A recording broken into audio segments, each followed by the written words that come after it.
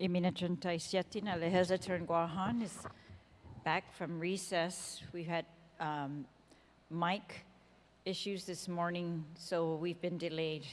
However, the mics, we're going to be using portable mics today, and we are ready to begin. Clerks, please confirm if we have a quorum.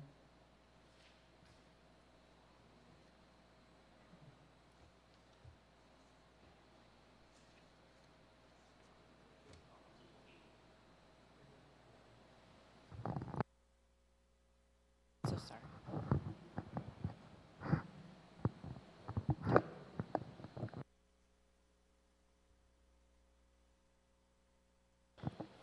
Senator Barnett,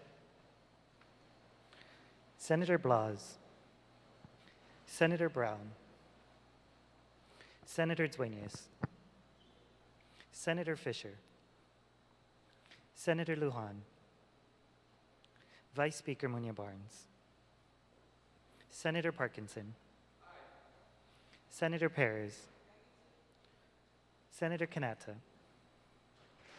Senator San Augustine, Senator Siniclis, Senator Shelton, Senator Taitigui, Speaker Terlahi. Madam Speaker, there is no quorum.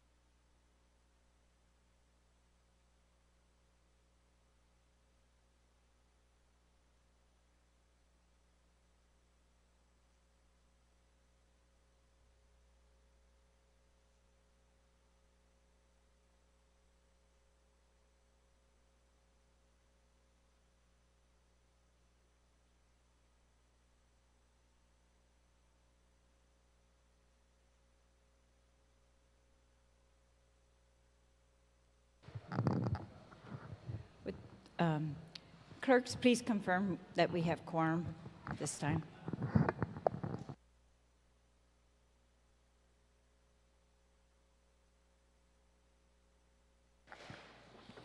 Senator Barnett, Senator Blas, Senator Brown, Senator Dueñas, Senator Fisher, Senator Lujan, Vice Speaker Munya Barnes, Senator Parkinson, Senator Perez, Senator Kanata, Senator San Augustine, Senator Siniclis, Senator Shelton, Senator Taitigui, Speaker Terlahi. Madam Speaker, there is a quorum. This is Masi, Clerk. So we've confirmed a quorum now. Again, apologies that we had, again, technical difficulties this morning, but thank you to our audio team who's put together portable mics for us to use today. We're going to have to share, so they have a system for us. We're resuming on the second reading, beginning with Bill number 268-37 COR. Senator Taitigui, you are recognized.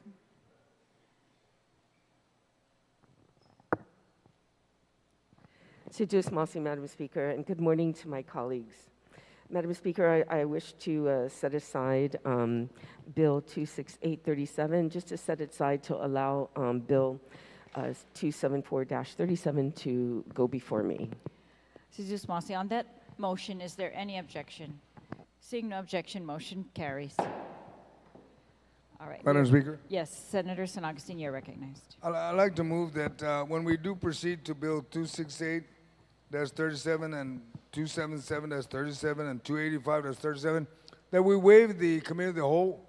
The CRA report already reflects $40 million, and we're not even spending 20. I don't see a need to discuss that any further, unless there's something other than those bills that needs to be discussed, and that should be entertained separately. On that motion, is there an objection? There's an objection. All in favor of the motion to waive committee of the whole for the bills 268, 277, and 285, please raise your hand. Motion fails. So we're now on bill number 274-37 COR. This is a bill relative to issuance of bonds. Senator Perez, you're recognized. Thank you, Madam Speaker. I move that we go into the Committee of the Whole to discuss Bill 274, 268, 277, and 285. On that motion, is there any objection? Seeing no objection, we are now resolved into the Committee of the Whole that will be chaired by Senator San Augustine, Chairperson of the Committee on Finance. Oh, sorry. The first bill will be chaired by Senator Sabina Flores Perez, Oversight Chairman of the Guam Waterworks Authority for the bonds. And for the other bills, the appropriation bills, will be chaired by the Committee on Finance Chair, Senator San Augustine.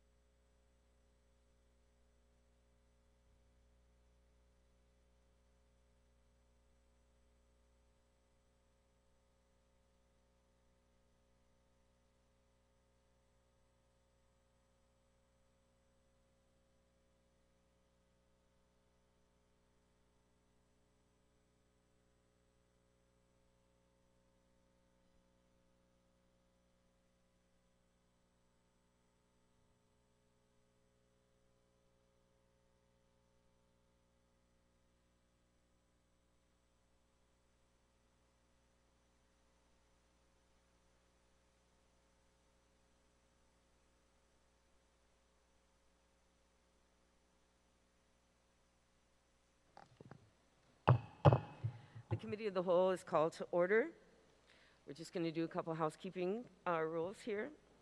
Materials for the Committee on the Whole are in the shared session Google Drive, labeled Committee on the Whole. Bill number 274-37. Proposed amendments must be submitted in writing to the clerk via email to sessiondrive@guamlegislature.org. Amendments not submitted in writing will be called out of order. So we're just going to go over some rules of engagement. There will be 3 rounds for discussion of the bill for each senator, 2 of the 3 rounds for questions for the panel, and the 3rd round for any amendments. Each of my colleagues will be given 5 minutes, which does not include the response from the panel. Time to speak may not be yielded for more than one member to another. A member who yields that member's time on a question yields all that member's time on that question and may not later speak on the particular round, even if all the time yielded was not used. After the completion of the 2 rounds of questions, of course, the panelists will be excused. Questions shall be confined to the substance or nature of Bill 274-37. Personal reference as the character of the motive of any senator or any individual testifying is not permitted. After completing discussion on the bill, the chair will allow the prime sponsor to close with a motion for the recommendation of the Committee of the Whole. At this time, I'd like to welcome our panelists who are here today and ask that you please rise so that our Sergeant of Arms can swear you in.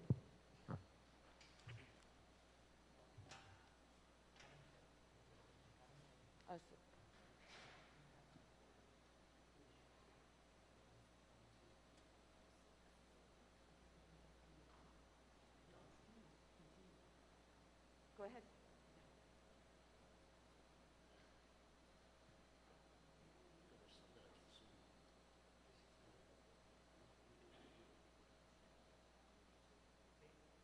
We opened with quorum.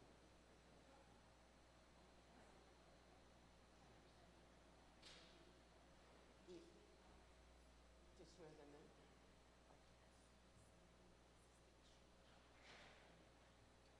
Okay, but nobody's raised it. No, only them. No senators raised it.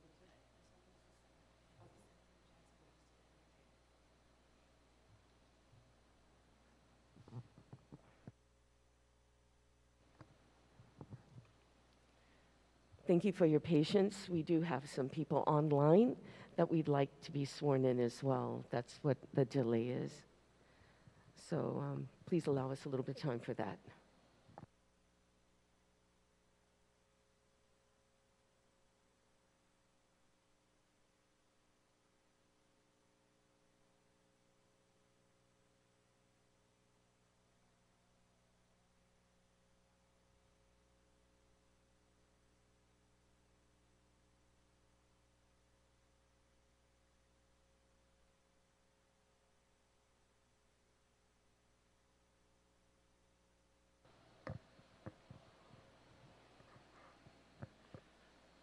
Please raise your right hand.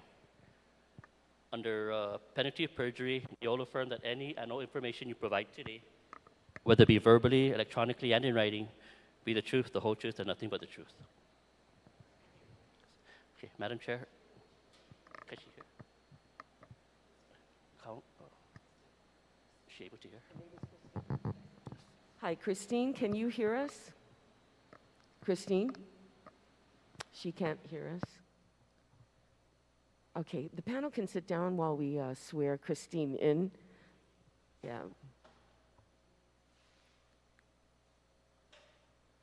Okay, so that we don't delay any longer, again, apologize for the audio and that we're having difficulty. What we're going to do is we're going to start on the front row first, and then because we're shorthanded with our microphones, then we'll be passing it to the senators behind there. But before we get started, I'd like to have the panel introduce themselves, starting with the General Manager of GWA. Good morning, Senators. My name is Miguel Bordallo. I'm the General Manager of the Guam Waterworks Authority. Good morning. Chris Budassi, Assistant General Manager of Administration for Guam Waterworks Authority. Good morning. I'm Telling Taitano. I'm the CFO for Guam Waterworks. Good morning. I'm Teresa Rojas, GWA Legal Counsel.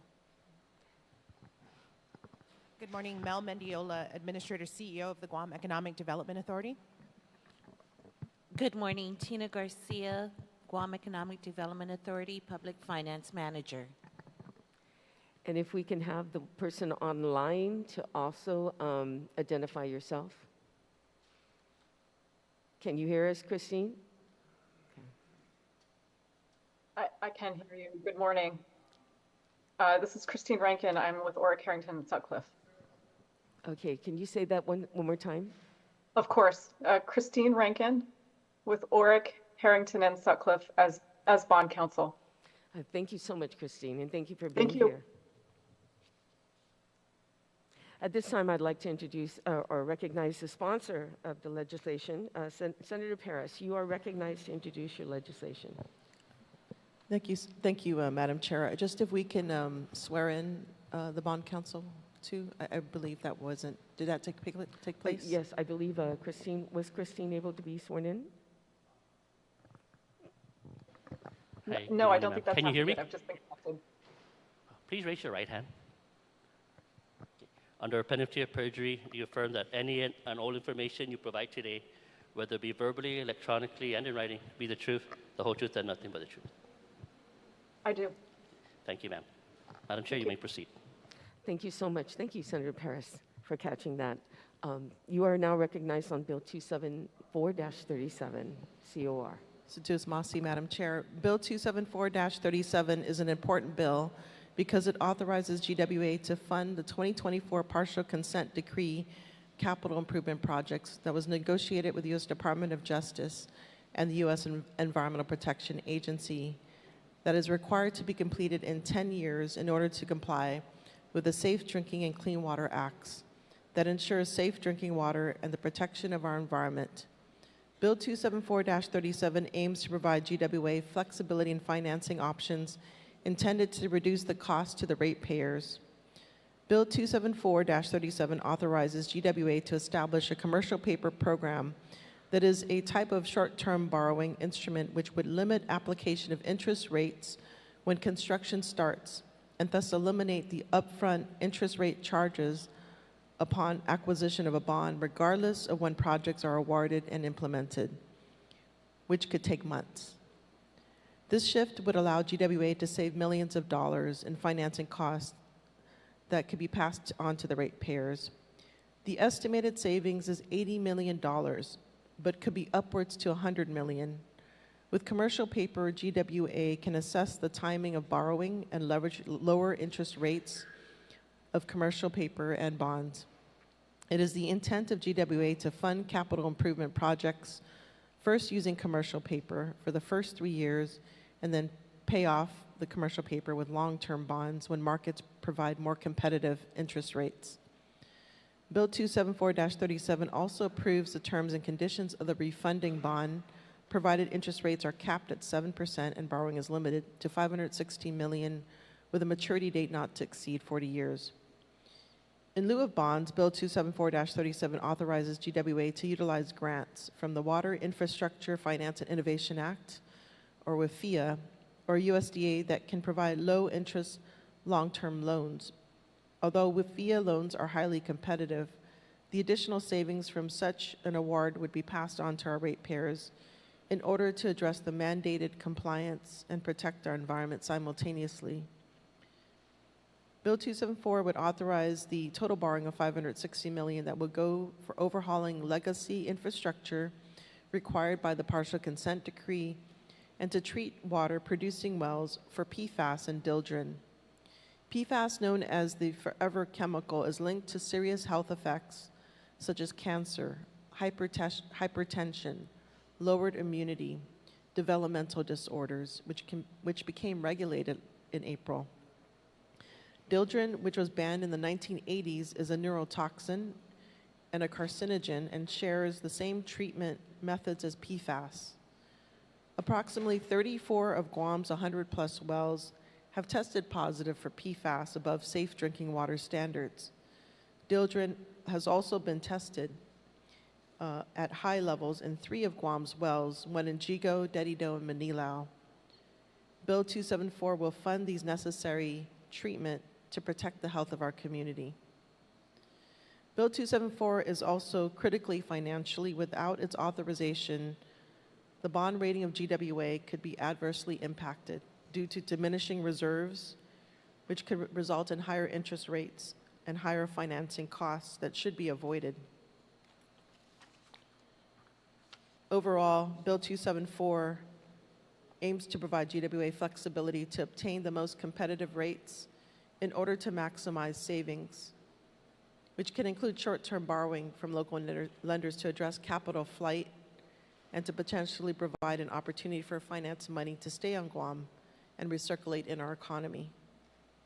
I want to thank General Manager Miguel Bordalio, Assistant General Manager Chris Badassi, GWA staff for working on and developing this legislation under review and guidance of Bond Counsel. And I look forward to the discussion. Ms. Masi. Thank you, Senator Perez. And at this time, I'm going to start with the front row. And we're going to start with Speaker Therese Trelahi. You have the floor. Madam Chair, if it's okay, can we please ask GWA to also present on their side what this bill would do for us? Okay, thank you, Speaker. Yes, so we'll have your opening remarks. Miguel? Thank you, Madam Chair. GWA proposed tax-exempt commercial paper subsequent to the completion of an analytical study on alternative financing options that was ordered by the PUC in 2020. We completed the study in 2021, and at that time there was a recommendation to pursue alternative financing, short-term financing, to allow us flexibility in obtaining the lowest possible cost of financing. We proposed the bill back then, and the timing was not right. However, currently with the recent filing of the 2024 partial consent decree, after 7 years of negotiations with US EPA and DOJ, that provided, I guess, more impetus for us to move this forward. It also affords us additional bond authorization to borrow for the next 5-year capital improvement program from fiscal year 25 through fiscal year 29, estimated at a total cost of $898 million over the 5-year period. We looked at, in our 5-year financial plan, we looked at and prepared a submission to the PUC which proposed rates in order to support that 5-year capital improvement plan, which does address the consent decree requirements, the upcoming regulations on Deldrin and the current PFAS regulations, and then also significant resources to reduce our water loss through replacing aging infrastructure. So we presented our draft plan to the Public Utilities Commission, which resulted in rate increases up to 71.5% for the whole 5-year period cumulatively. If we were to implement tax-exempt commercial paper and receive this authorization, then the rate increases could be significantly reduced to a cumulative of 50% over the 5-year period. And so those are the background and the context in which we prepared the draft legislation with guidance from Bond Counsel to give us the most flexibility that we can in financing these important capital improvement program items. The tax-exempt commercial paper is one of the short-term alternative financing options. I believe that the legislation is broad enough to allow us to use similar financial products that might be offered. And Gita recently assisted us with putting out a request for information on such products, and there was a good response from that. So we do believe that this would be looked upon favorably by the investment and banking community, and we would have success if we were able to implement it in reducing our overall financing costs. Sijus Masi, Director Bordalio. Could I ask Gita to also chime in? So this legislation would give authority for the commercial paper and other products kind of on an ongoing basis, it looks like. Could you just maybe describe that to us? How would you assure us that that would be, best practice going forward? Sure. Thank you, Madam Speaker, for that question. I believe the legislature is very, very familiar with the issuance of public instruments in the form of bonds. So traditional bonds have been what we've been doing, what we've been issuing going back over 20 years. However, as you've... Do you want me to keep going? All right. Okay. I will not, none of my comments will be alarming, by the way. But however, over the last 10 or so years, the government of Guam's liquidity position has improved. In addition, the team, and I think Tina has been a large part of that, our public finance team at GITA has worked with agencies to ensure that compliance and monitoring of our bonds, and we're always reporting financials, et cetera, and our audits are getting done. And those are the sorts of things that give a lot of comfort to our bondholders. And so over time, what ends up happening is you go from this very challenging credit situation where you're going out and the supply of the supply of bonds doesn't necessarily have enough buyers. Now we have a supply of bonds where the demand is very, very good. And this has been built, this credit reputation of the government of Guam has been built over the last 20, 30 years. And very recently, in the last decade, what we also saw was the disappearance of Puerto Rico paper.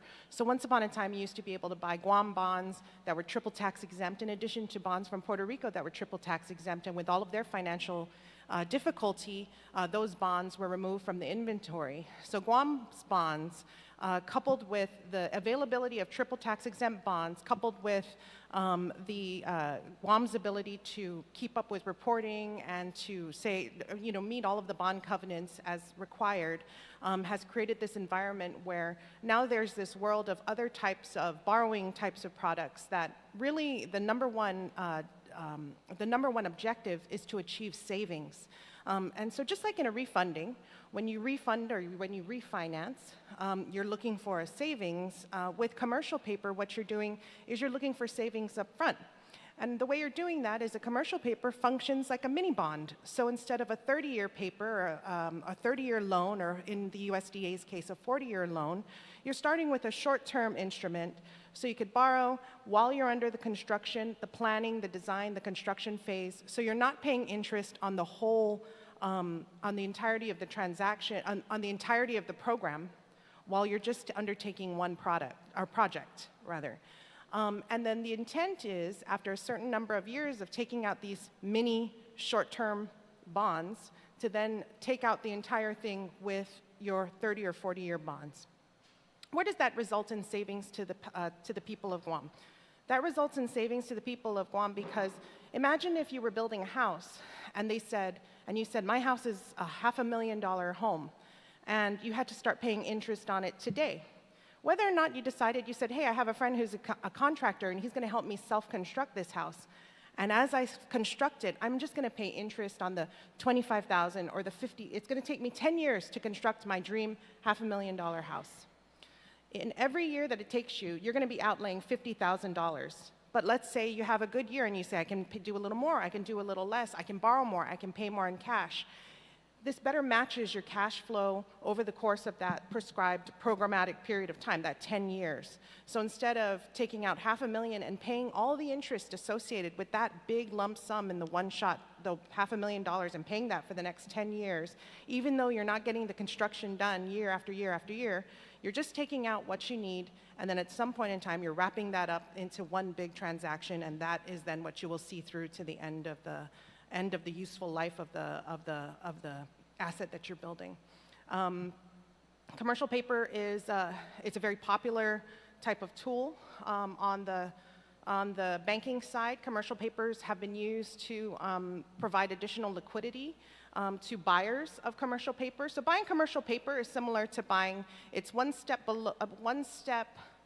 more liquid than buying a bond, because a bond that you purchase usually has a maturity of 10, 20, 30 years. A commercial paper usually has a maturity of 90 days, 120, 270 days. 270 days, I believe, was the maximum authorization under this legislation. And so it's a shorter term instrument, usually in a traditional rate environment where short-term rates are lower than long-term rates. This results in even greater savings. But in this environment where we have higher short-term rates, it still results in savings because you're not paying interest on the whole construction program of $898 million. Anyways, I can answer any questions that the body has relative to these instruments as we progress, ma'am. All right. And you believe that the legislature should give its authority now for all those future possible transactions according to this bill? I think if the legislature, ma'am, yes, I do. But I do also believe that if the legislature is not, because we're all doing something a little bit new, it's new for us. It's not new in the financial world, but it's new for us. There could also be, I would certainly be, I think we'd be fine if you wanted like a report, kind of every 2 years type of how's it going type of report to the body. We'd be happy to do that. That way you can see if this truly results in what it's supposed, if it accomplishes what it's supposed to accomplish, no problem. All right. And is there any additional risk, maybe compared to when we go out for bonds for using these other tools?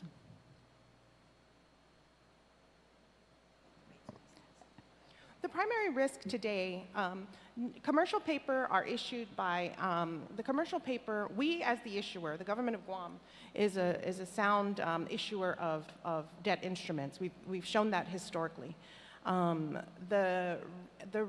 When you talk about risk, the risk to us as we go out is, of course, interest rate fluctuations over time. So what we've seen is during COVID, after the 2008-2009 housing crisis, the interest rates remained very, very low for a very long period of time, probably through COVID. And I think we see this in our everyday lives with our home mortgages, with our car loans, et cetera. They started to sort of shoot up, and I think we hit a high of about 7%. And now rates are starting to come down. The volatility that we experienced last year and the year before, however, it did affect timing of certain issuances where we'd be looking at, okay, we're going to issue in March. And then we'd see how volatile the interest rate environment was, and we said, no, we're going to push this till June or July. But that's something that we monitor on our side of the house, the interest rate fluctuation. That's the primary risk. All right. And you think the legislature should agree to this 7%, not something lower? Given today's prevailing rates, I think that's appropriate, ma'am. All right. GWA, could you tell us, I know you're trying to comply with the consent decree, however, and that you've explained the reduction in rates if we are able to use this alternative financing or these combination of financing. And the USDA grants, my understanding is, might even further reduce that by funding it outright, some programs, right, grants. But how much of this, I know you said it's pursuant to your 5-year financial plan and your, I think, 20-year plan, and the consent decree, we're trying to, meet all of these demands. How much of this is going to bring us sewer lines to areas that currently do not have sewer? So approximately 40% of the total 898 million addresses the wastewater collection system and treatment systems. I believe out of that number, close to 60 million is allocated for the septic tank elimination and cesspool elimination program that was identified in our 20-year master plan. So over that 5-year period, I think we have allocated about 60 million to expand sewer. All right. And not too long ago, the Biden administration they passed the infrastructure bill. We were supposed to receive funding from that. how does this compare? I mean, GWA already fully utilized whatever funds was available to it, or are there still funds available to GWA? We are currently using the first 2 years of that 5-year funding program. There are 3 more years available, each roughly around $26 million a year for the grants specific to the bipartisan infrastructure law. In addition to that, we have our regular annual US EPA SRF grant funding. So I think the total allocated for grant funding sources in our 5-year CIP was around $89 million over the 5-year period. Over 5 years, okay, great. And how much of that is being used for sewer? Or what did you call it? Elimination of septic tanks, or yeah. So the allocation of the grant funding in general terms for the capital improvement program is $89 million. What that gets spent on each year is determined by the priority list that is developed jointly between GWA and Guam EPA to address both agencies' priorities, and then also blessed by US EPA, approved by them. In each grant year, there are projects for both water and wastewater. Specifically, I don't have a projection over the 5-year period how much of that will be funded, but I would say typically of the total grant funding, our split between water and wastewater has been about 50-50. So we anticipate that no more than 50% would be allocated towards sewer projects. Some of them might be upgrading lines for capacity, and some of it might be putting in new lines. But it will depend on the list that's prepared year over year. All right. Do you believe that the end result of these programs combined, the bipartisan infrastructure grants that you're receiving, and then this refinancing and the savings and the allocation of potential proceeds towards these projects, where we're eliminating septic tanks, bringing in sewers, is going to allow us to increase our housing capacity on Guam? Yeah, yes, ma'am, I do believe that would be the case. Even just with our existing sewer lines and providing capacity upgrades, which are associated with the consent decree projects, that will allow for additional development. Extending, of course, new sewer lines into unsewered areas will also allow for increased development. All right. What part of this would you say we need to trust in the discretion of GWA versus, if the CEO changed, would these projects that we're looking at change, or would our rates plan change? So we have been, the authority, I think, has been fairly good about planning out its 5-year capital programs and then executing them. I don't foresee that there would be very much change.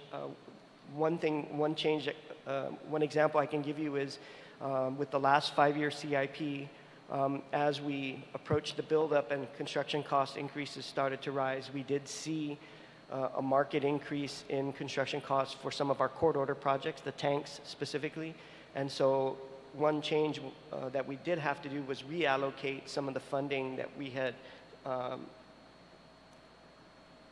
laid out for sewer projects, and so that we had enough funding to finish the tank projects. So the plan didn't change. Those are still on the books for us to do, but we just had to change the funding sources in order to execute them. So in terms of the 5-year plan going forward, I don't see very much changing. For the consent decree projects, we are on the hook for those. So those, I can tell you, will not change. For the PFAS projects, which account for about 22% of the overall 5-year CIP, we have to get those projects done within the first 3 years, or at least most of it done within the first 3 years in order to be in compliance with the regulations. So that won't change. Again, the only thing that I foresee will change is the funding requirements based on what construction costs do.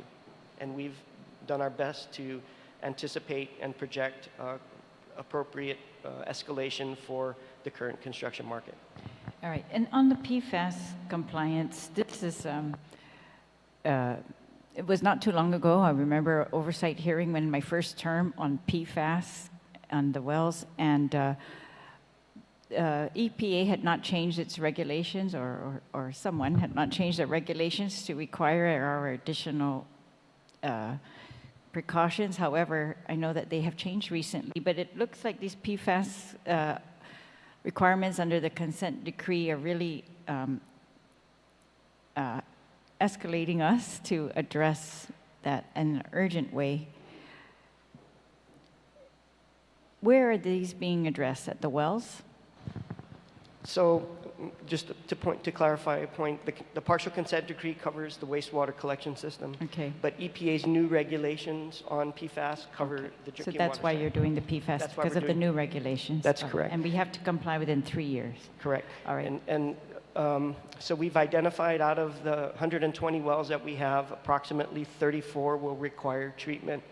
And what we have in our 5-year plan is to construct 3 centralized treatment systems and manifold or connect several wells together, so that out of those 34, there are groups of 3 where they will all be utilizing a central treatment system, which will then feed into our reservoirs before being distributed into the distribution system. And that's very different from the way we currently operate the system.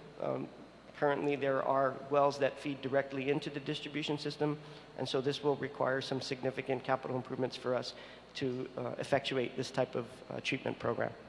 All right, thank you. So that's US EPA regarding the PFAS and the septic tank elimination, that you're saying central treatment for PFAS, but what about the septic tank elimination? Who's pretty much driving that? So that program was identified in our 20-year master plan, in part because there are certain areas in the aquifer where we have high nitrate levels that are affecting production wells, and so safe drinking water regulations would were the primary reason why that program was established in our 2018 master plan.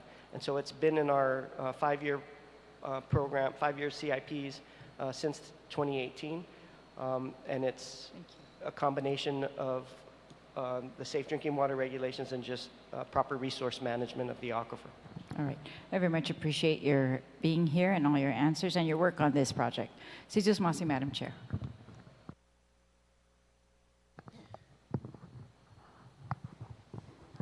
Thank you, Madam Speaker. Senator Barnett, you're recognized.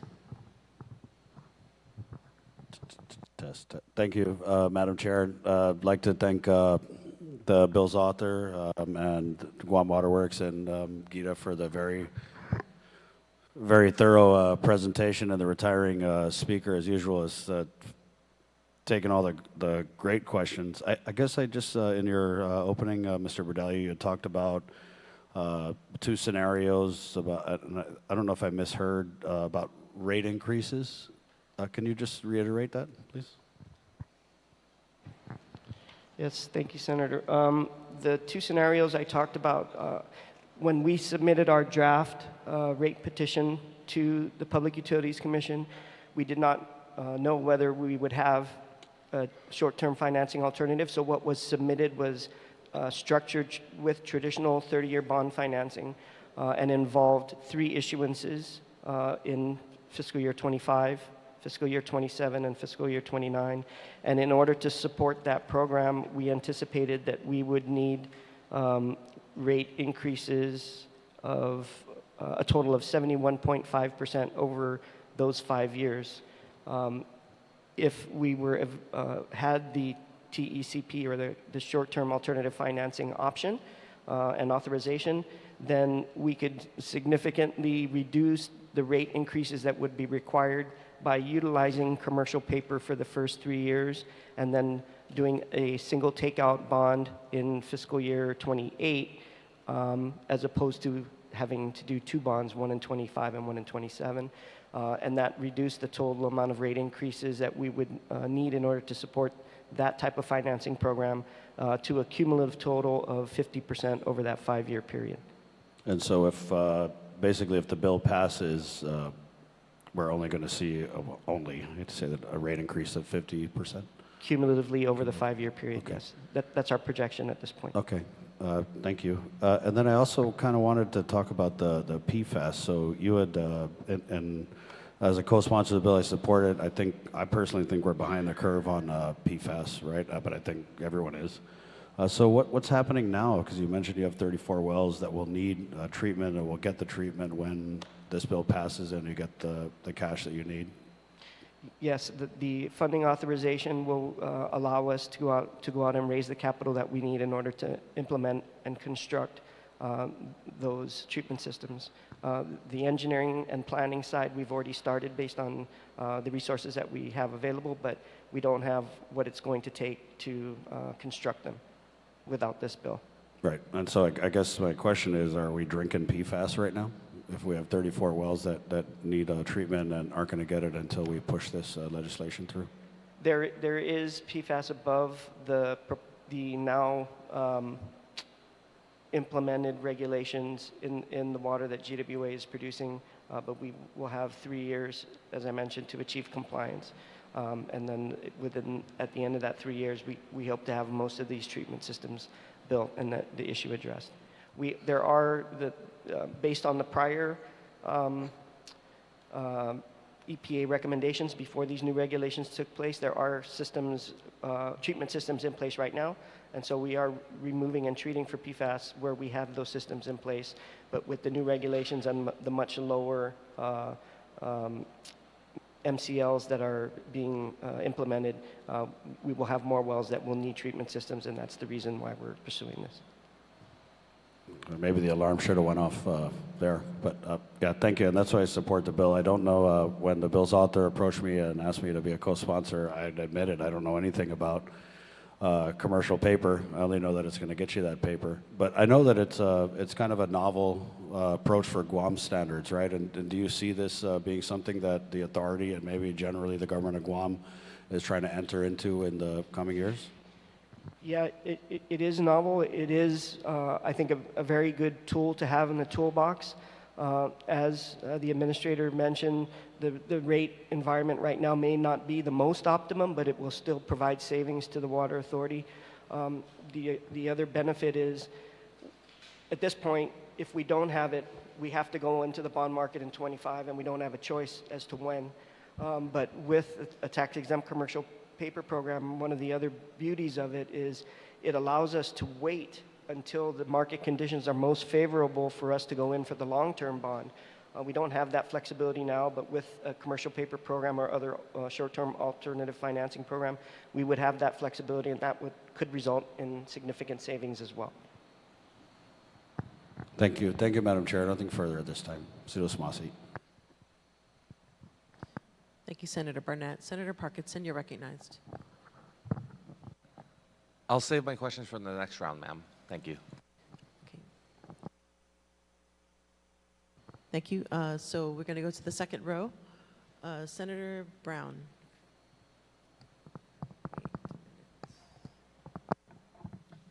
Hello. Is that because I'm the only one sitting in the second row? It's me? My turn? I did want to ask, and I understand the need to address the compliance issues and obviously the growing concern that we have with the contaminants in our water lens, and obviously the costs it's going to take to address it in the next few years. But it's also the reality. I mean, everything is going up, and obviously these are significant rate increases that our consumers are going to be looking at. And is this an indefinite period? Because this is a long-term payment plan that's going to be addressed if you're able to successfully execute these bonds, which I'm sure you'll be able to. The market's always good for Guam bonds. But are we talking permanent increases of 50 to 70% water rate increases that our residents are going to be dealing with for the next 40 plus years? If I can ask the general manager that question. Yes, Senator, thank you. Once the rate increases that we request with the PUC are implemented, so they will be permanent rate increases. We don't anticipate that GWA's rates will decrease.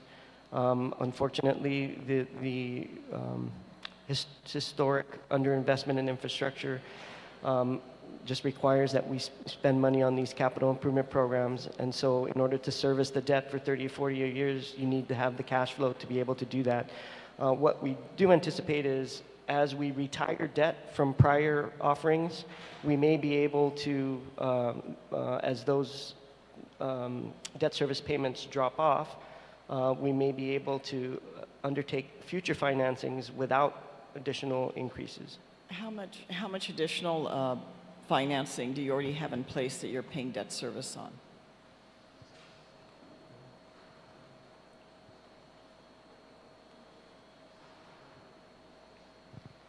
I know our current annual debt service is about 38 million a year. Which is quite nominal compared to the over $800 million you're looking at borrowing? Is that what you're talking about altogether? Or are you going to break that down into different forms of financing or grants? Or what's the plan? Because that, I don't know, maybe Gita, is this the largest? Is this one of the largest bond acquisitions that the government of Guam has ever done? I mean, we used to be amazed at the airport authority borrowing $300 million. $800 million is pretty close to $1 billion. Thank you, Senator, for that question. It's a good one. The current total outstanding debt for GWA is slightly less of that. It's less than 800 million, but it has maturities that go all the way out to 2050. And so this is not it would be the largest that would be undertaken by GWA, and because of and it's planned over the course of a number of years. GPA also did, let me see, GPA has 370, 460. GPA has about 460 million. Our infrastructure debt is the largest debt that we do have on the books right now, ma'am. But would this 800 plus or close to 800 million be the largest we've taken out historically for a single entity? Yeah. Yes. Wow. Well, it's quite sizable. I mean, it's concerning because, I mean, all the way to buying a hamburger at the drive-thru, prices left and right are going. Not everybody's getting salary increases to accommodate the continued cost. And so what other steps is GW putting in place? Because it's substantial. I mean, I don't have a major, personally, water bill, but I don't have a huge household. But for those that are paying 100 plus, for example, a month, and there are residents that are paying that, I mean, they're looking at a $200 a month water bill or whatever it is that we're talking about in such a short period of time. And why is that these increases, is this the amount of money you're going to have to raise in order to accommodate the potential bond that you're going to get at that rate of almost 100% plus, close to, I mean, up to 70 up increase that has to be charged to the consumers? Because that's a substantial amount. I mean, literally everyone's going to get their water bill doubled, if not more than that, on a monthly basis of what they're currently paying. So for just to address the charges and the increases, so if we were to, for an average residential customer using 7,000 gallons a month, which is what US EPA uses as a standard residential consumption, the current water bill for water and sewer would be $112. If we were to use bond financing only, with the rate increases that would be required to support the capital improvement program at the end of the 5-year period, that would rise to $175 a month. If this bill was to pass and the alternative financing would be authorized, the difference would be from 112 now to 151 at the end of the 5-year period. So there is a significant savings to the ratepayer if the bill is passed and we are authorized to use the alternative financing structure. And what's the consequence? Because in probably most circumstances, we would not be jumping up and down here at the legislature to increase such a substantial cost to, in this case, water. If this was anything else, I don't know that we'd be tripping over ourselves to sponsor this bill and pass it. What's the consequence if we don't pass it? What if GWA doesn't fund these improvements? What are you going to do then? Well, if we do not fund the partial consent decree improvements, then we could face receivership, and the financial consequences of that, I think, would be significantly worse than if we were to undertake it under our own control. That would be one consequence. We would face fines and fees with US EPA, which are currently not factored in to any of our financial planning. And in terms of the PFAS regulations, if we were not able to fund those improvements, then we would not be meeting US EPA primary drinking water standards, and we would also face penalties for that as well. Well, I probably in the next round, since I have more time, would want to discuss the infrastructure upgrades you're doing, because there was discussion about, putting more septic tanks in northern Guam. And if we're already here, which I think is really challenging, I think when the public absorbs what's being discussed this morning in terms of what the direct impact is going to be to them and the increased cost, substantial increased cost on their water bill, how we're managing and maintaining the northern Guam waterlands primarily because it is and does provide a significant amount of drinking water and water source for our community and for our tourism industry and everything else that goes around on Guam. I'd like to know where you are with your infrastructure upgrades, particularly sewer lines in northern Guam, but I will wait till the next round because I think that in and of itself is a big enough topic that we need to be concerned with. I don't want to contribute to more contamination, and then now our people are being asked such a substantial rate increase at a time after this pandemic when everything else is pretty much going up, except meth. You can guide, meth is going down, but everything else on Guam is going up, unfortunately. But thank you to our Miguel for your response. Appreciate also Gita. Thank you. I'll talk to you in the next round. Thank you, Senator Brown. Senator San Agustin, if you have any questions for the panel. Yes, I do. Thank you, Madam Chair. Short question. I was texted this to ask Gita. If CLTC funds its own infrastructure and these infrastructure has a debt, can GWA still maintain the utilities on the rights of way? I don't know if that applies to you or not. It may apply to GWA itself. One more time, sir. If the Chamorro Land Trust funds its own infrastructure, and these infrastructure has a debt, can GWA still maintain the utilities on the rights of way? I believe that's a question for GWA. Okay, I thought I'd throw it at you just in case. Because the question is about if CLTC were able to find the money to fund its own infrastructure. So outside of this transaction, if CLTC were to install infrastructure on its own property, would GWA keep up with the maintenance on the rights-of-way points where the piping is on the rights-of-way? So yeah, I think that's Correct. a GWA question. Okay. Yes, thank you, Senator. That GWA's approach to that would be handled under its existing rules and regulations, and if infrastructure was going to be put in the rights of way, as long as it meets GWA standards for design and construction and was properly dedicated after the construction was complete, then GWA would be able to assume the operation and maintenance of the infrastructure in the public right of way. Okay. I've heard a lot of conversations that my colleagues brought up, but tell me why you need this bill. And tell me how the people of Guam are going to benefit. Because if the rates are going to go up, people will be questioning that. And the reason why I ask that is because, as I read the bill and a little bit of the history of it, it talks about for years and years and years and nothing happened. Nothing new. Everything is falling apart. So I'm just curious.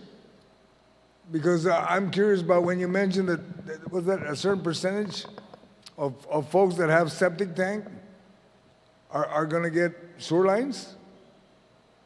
So we indicated that we had allocated around $60 million in the current, the planned 5-year CIP for expansion of the sewer system. Do you have the areas identified already? We are working on one area right now, but we have a prioritization process that needs to occur, which will be part of the work in the next 5 years. Okay, when you say you have a priority, are you referring to the people up north or where? The priority is based on where we see the highest nitrate impacts to our existing wells. And where's that at? In the current area that we are working to remediate is in the Atacao, Mingilao area. Oh. We have five high production wells that are being impacted in that area. So it's not up north? Yes. Okay, that's good. That's good to hear. So future bills, when they talk about that there's contaminants up north, at least we heard from you guys that that's not a priority. Atacao area is the priority. Now, can you please just tell us and convince the people of Guam that are watching why you need this bill and why we should support it? Because I'm leaning to support it, but I just want to hear it a little bit more. All right? Yes. Thank you, sir. So just to frame the context here, I think the prior expenditures, CIP expenditures, have resulted in improvements. We now have all of our wastewater treatment plants in permit compliance with the exception of Hagatna, which still needs to be upgraded to secondary. But Northern District and all the other 5 plants have been improved. We also have much improved water storage reservoirs. So we have focused the money in the past on these areas, and we have seen improvements, and that is borne out by our compliance with EPA regulations. What we are asking for in this bill and why we need it is to address additional compliance on the wastewater collection system, which have not been previously addressed, and also on the new requirements for production and treatment to address these emerging contaminants. So those are the primary reasons why GWA needs this funding authorization and this short-term alternative financing tool in our toolbox in order to complete these requirements and improve service for the people of Guam at the lowest possible cost. If the bill does not pass and we pursue additional borrowing just in traditional bond financing, we would be paying $85 million more over the 5-year period than we would if the bill passes. So I think there's an immediate benefit there for us to save $85 million in financing costs over the next 5 years for projects that are required for regulatory compliance and public health and safety. So I think those are the benefits which explain why we would need it, and also how we are working to try and save as much as we can to mitigate any required rate increases. Okay, thank you. I appreciate that. How are we doing on the sewer lines? The sewer is going to be upgraded, correct? Most of them will be at least, if not 50%? So the 10-year partial consent decree requires upgrades to the wastewater collection system, which will include gravity lines, sewer force mains, and pump stations. So all of the priority items that US EPA has identified will be addressed within the first 5 years, but over the 10-year period, there is a requirement for us to replace, repair, or rehabilitate up to 3 miles of sewer lines per year, right? So 30 miles total over the 10-year period, and 50% of our pump stations over that 10-year period. So there's significant improvement that will be put into the wastewater collection system. Now, in your operation of GWA, the bill passes, everything is moving along, we're doing savings. Is GWA going to be better prepared for if a storm was to happen tomorrow?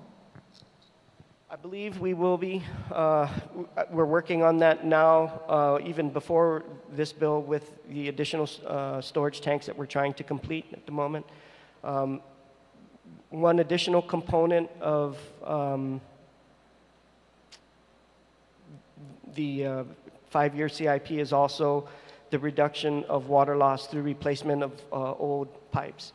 We are currently working that. We have a program in place for proactive leak detection, and what we are seeing is, even though we are repairing leaks and we see temporary reductions in the water loss, they come back up because the pipe just breaks further downstream, And that is just an indication, and all the data we're receiving from the field indicates that these pipes are just beyond their useful service life.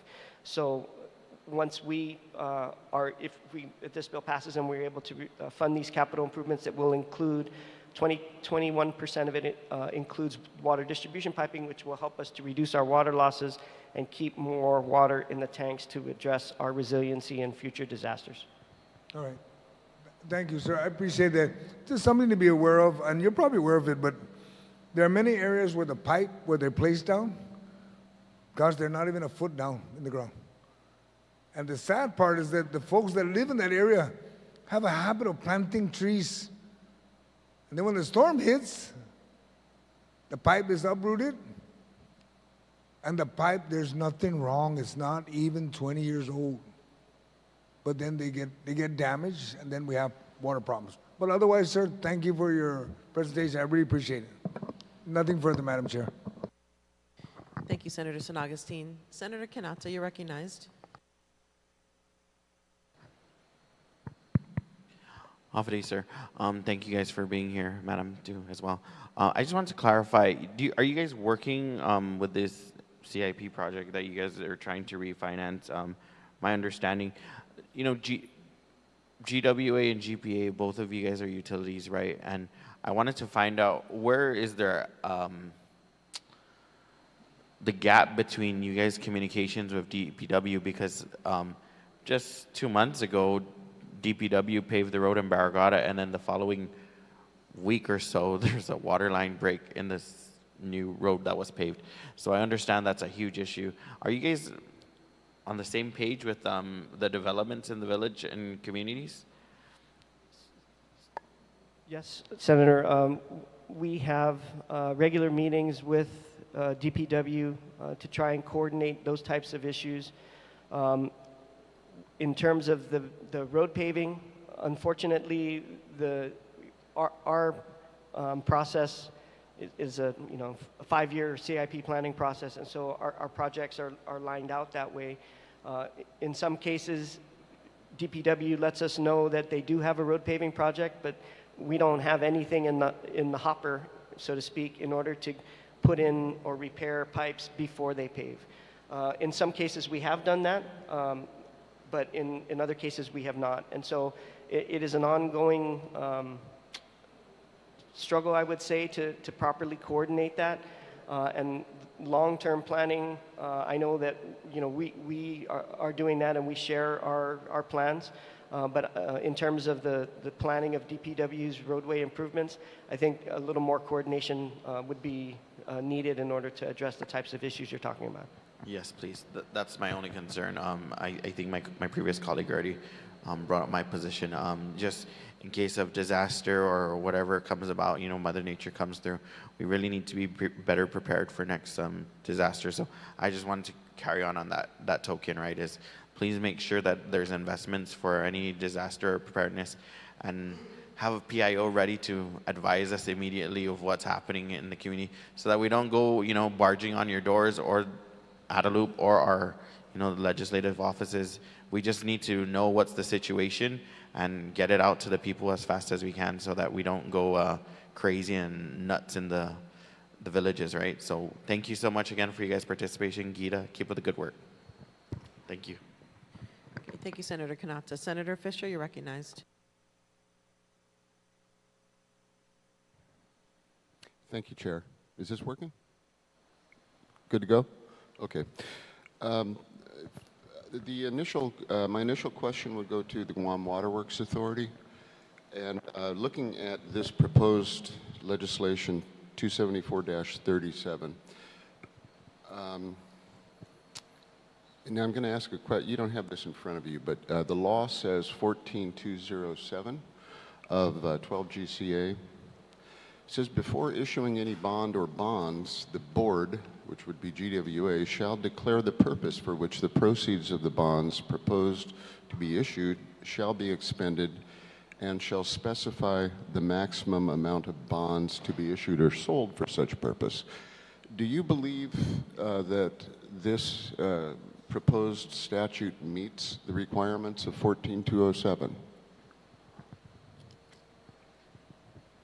Yes, sir. I believe it does.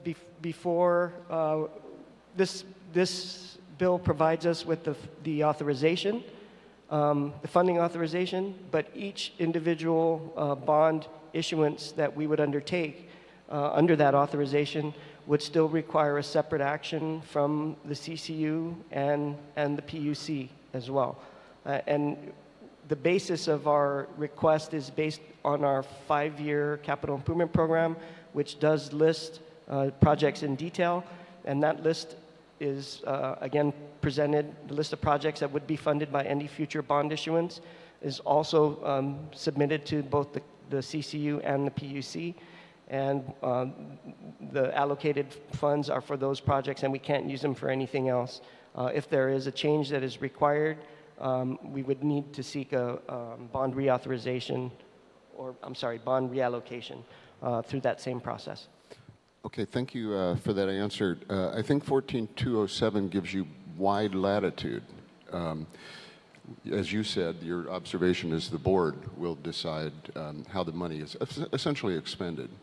And you will have to identify the project and how much money to a maximum can be expended on any given project. Is that correct? I believe that's correct, yes. And so this is all undertaken through actions of the board.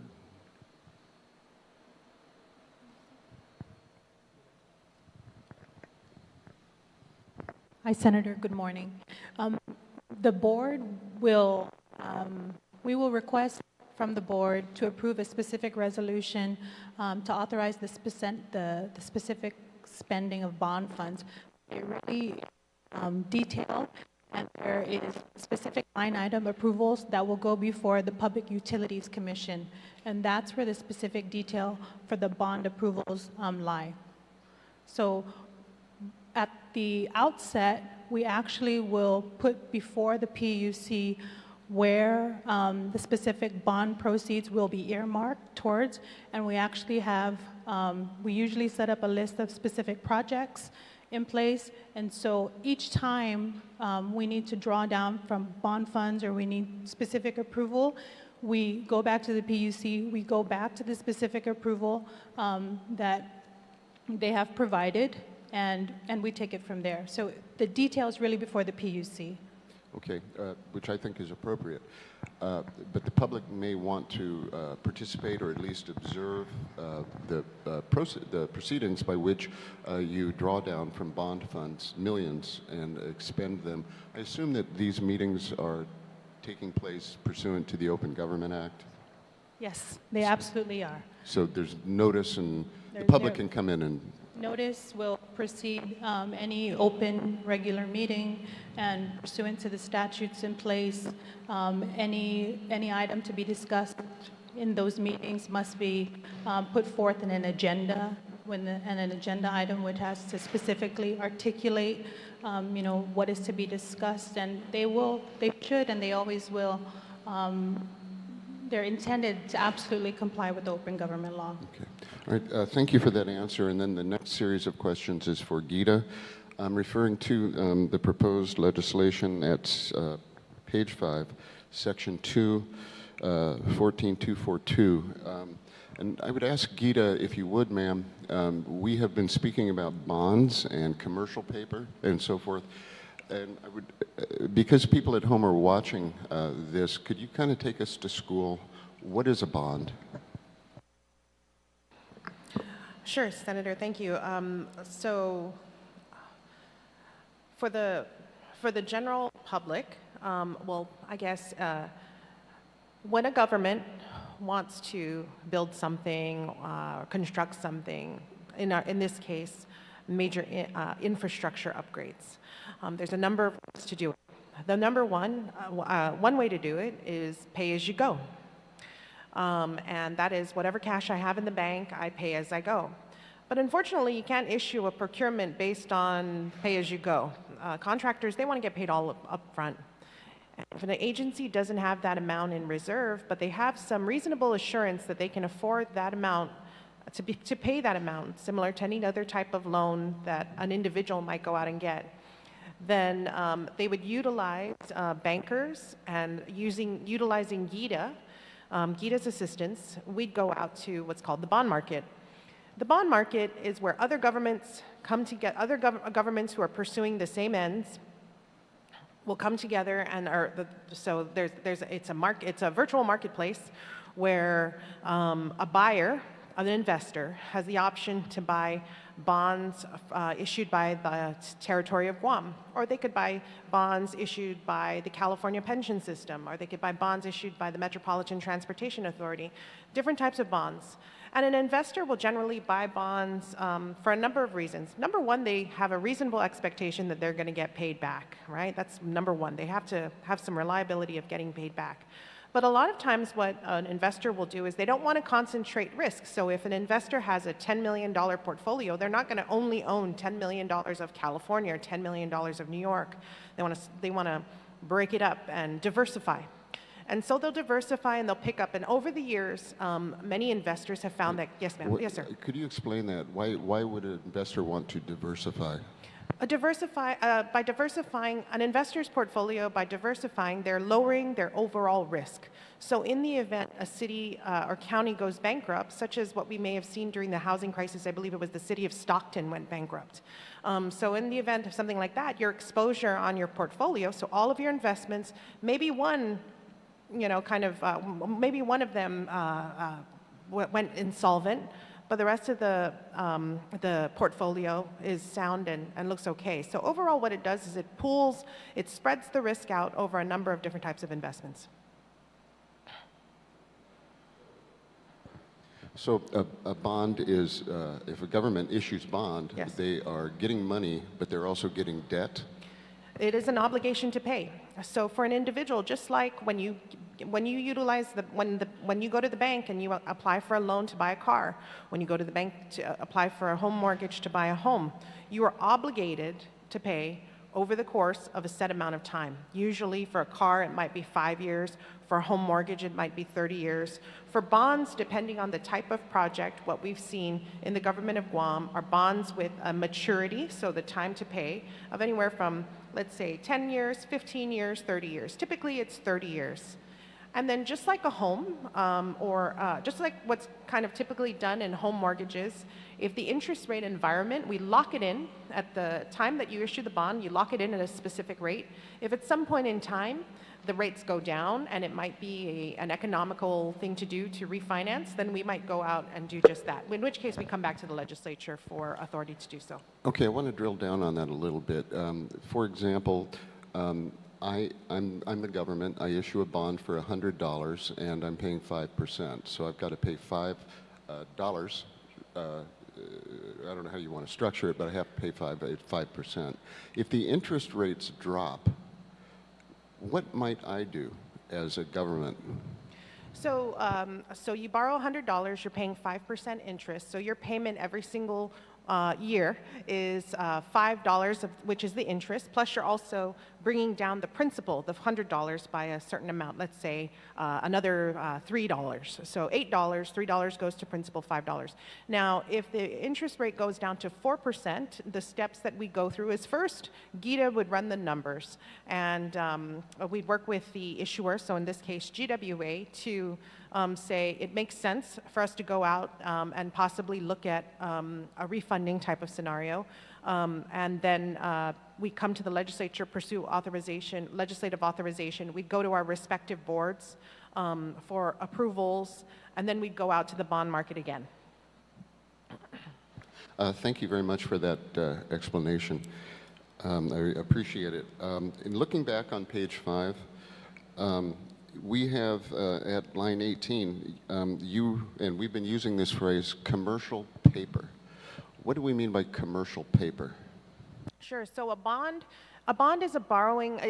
Both are debt instruments. So both are ways for a government to take on debt, to take on debt, to borrow. A bond instrument usually has a maturity, meaning the amount of time that it has to be paid off is usually split over the course of 15, 20, 30 years. A commercial paper is a short-term debt instrument.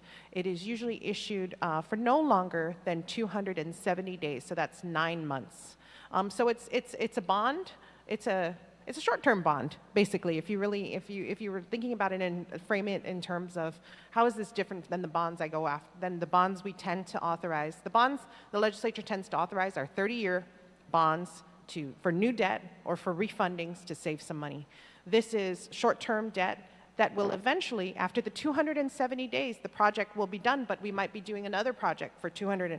So there might be multiple concurrent projects going on. And so these short-term debt instruments kind of hang out with each other. And then at some point in time, when it makes sense, when the interest rate makes sense and there's a savings to be derived, you go and you put it all together and bundle it into one bond. So the ultimate hope, or the ultimate plan here is for commercial paper to eventually be taken down with a bond.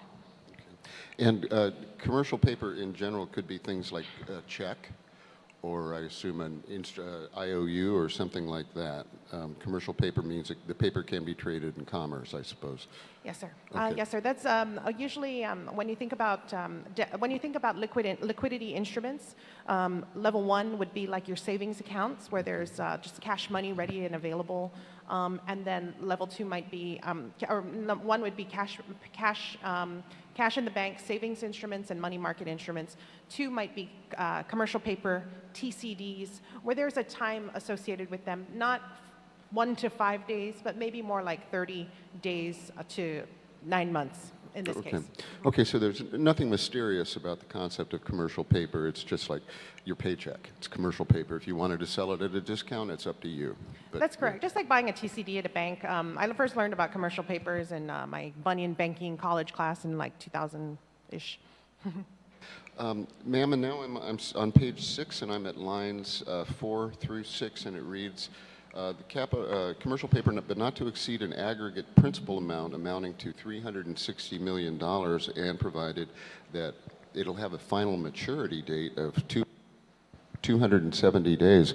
Does that mean that Guam must come up with $360 million in 270 days? No, it does not. At the conclusion of the 270 days, we could have either come together and gone out for refunding, or we could roll it over into a new commercial paper. But it really is, but the rate could fluctuate down, or it could fluctuate up from where it was at the original commercial paper date. What are the risks of it fluctuating up?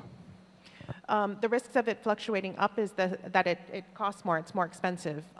However, the commercial paper, cost more, meaning, let's say you're paying 5% interest, it might have fluctuated up after 270 days to 5.25% or 5.15%. I don't know if you follow the interest rate environment, what you've seen is that the Fed tends to make upward and downward adjustments very slowly, very deliberately, and so given that, I wouldn't ever say that there's an environment where we could have a 5% go to a 10% environment, which would essentially double your payment. That wouldn't happen. Very, very highly unlikely to happen. Knock on wood.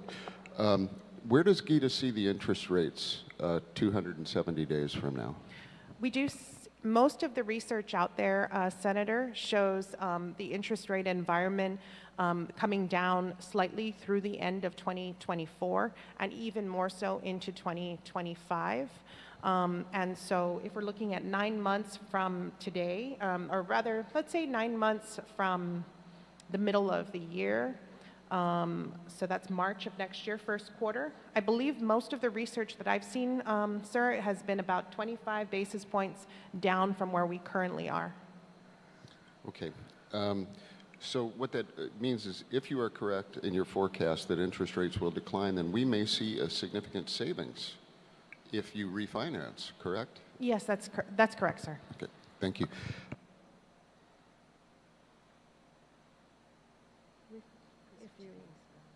I'm sorry.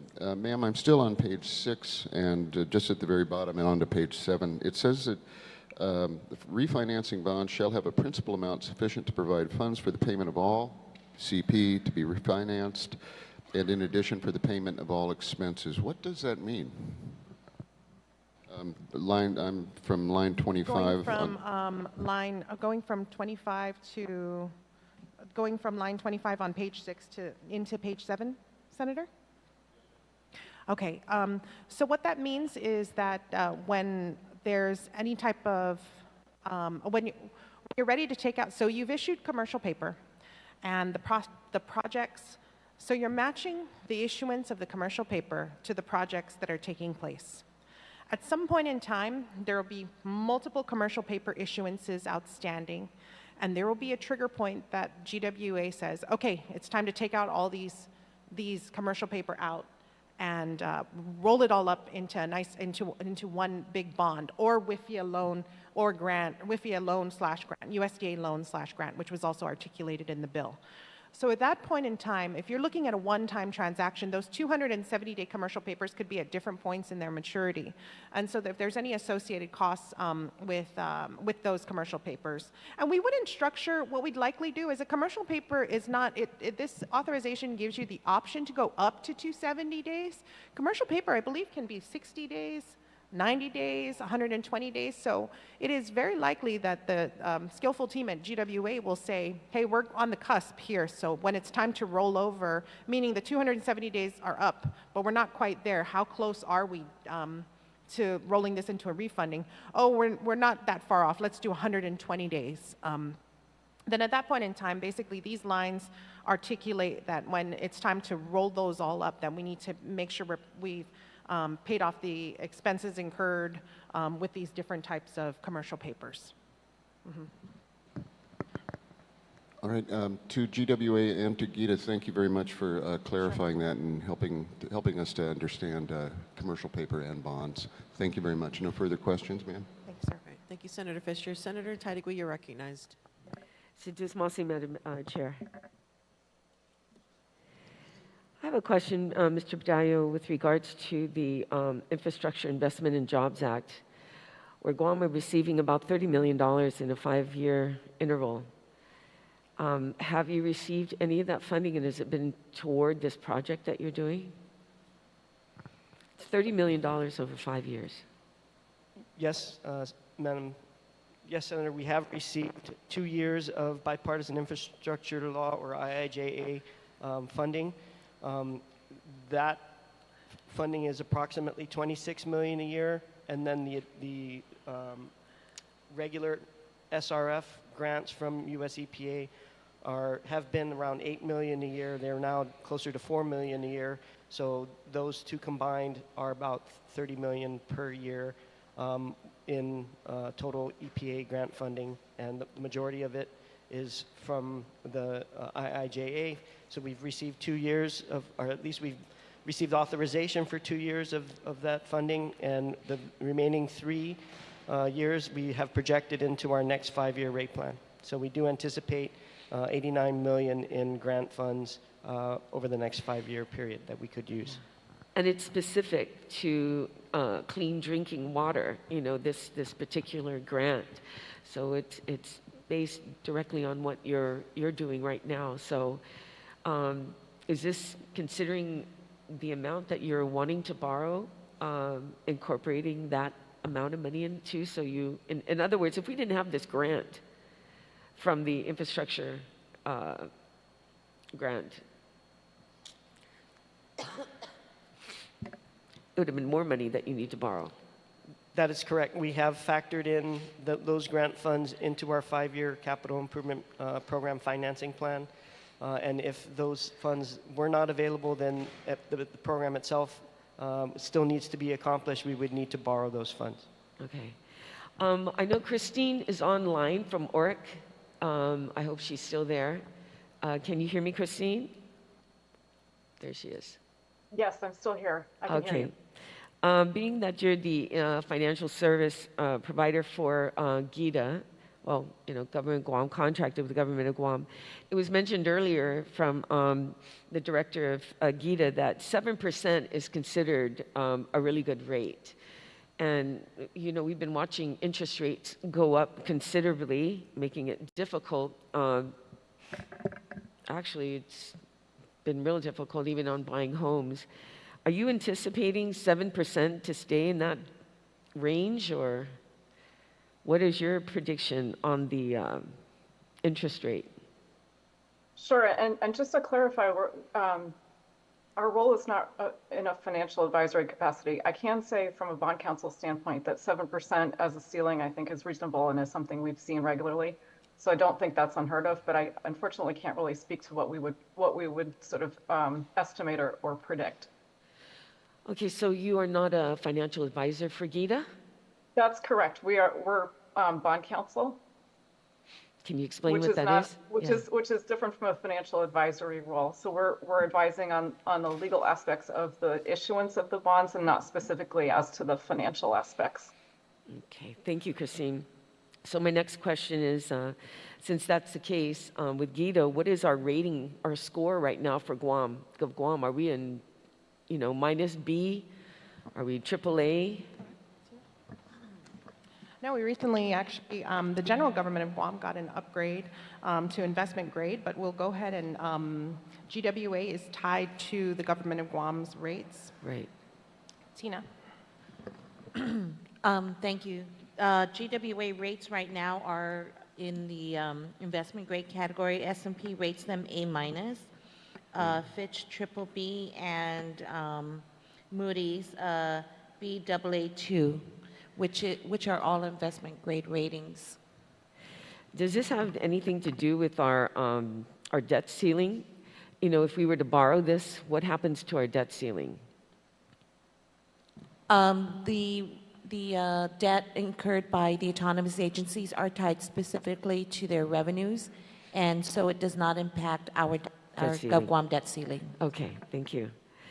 Because of the negative A and then on the rates, our rating and score, is that why you're attributing our interest to about 7%? I mean, if we had a better rating, then our interest would be lower, correct? Ma'am, to clarify, 7% was the cap at which we put this particular legislation. The bonds that we recently put out for GWA, I believe the all-in TIC was less than 4.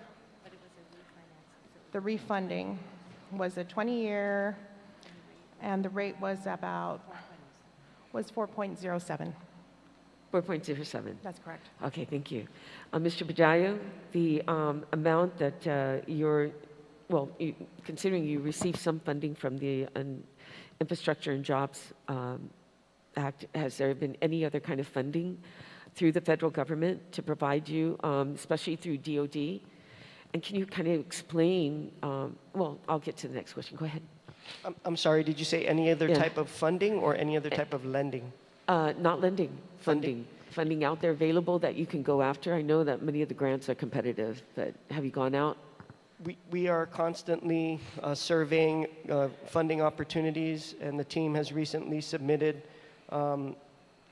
both for OLDCC, which is part of DOD, their grant program, as well as Department of Interior and Bureau of Reclamation. We are pursuing funding opportunities from multiple federal entities, and we also participate annually in the infrastructure workshop that has been hosted by Department of Interior every year to connect us with additional funding opportunities and federal partners. So yes, we are pursuing all available grant opportunities. And as we get them, that potentially could reduce the amount of future bond financings that we seek. But in this bill, we are projecting the $560 million as if we're able to do the short-term alternative financing, that would be the funding authorization that we would seek for bonds, but it doesn't mean that we would use up to that amount if we're able to find additional grant funds. Thank you, Mr. Badallo. Mel, is there any penalty for paying off the debt sooner in case we run into some funding that we can actually cover this? Is there any penalty if to pay it off I think, sooner? Senator, that's the beauty of the commercial paper, is that if so Tina and I were just discussing the utilization of the USDA WIFIA loan, combination loan and grant.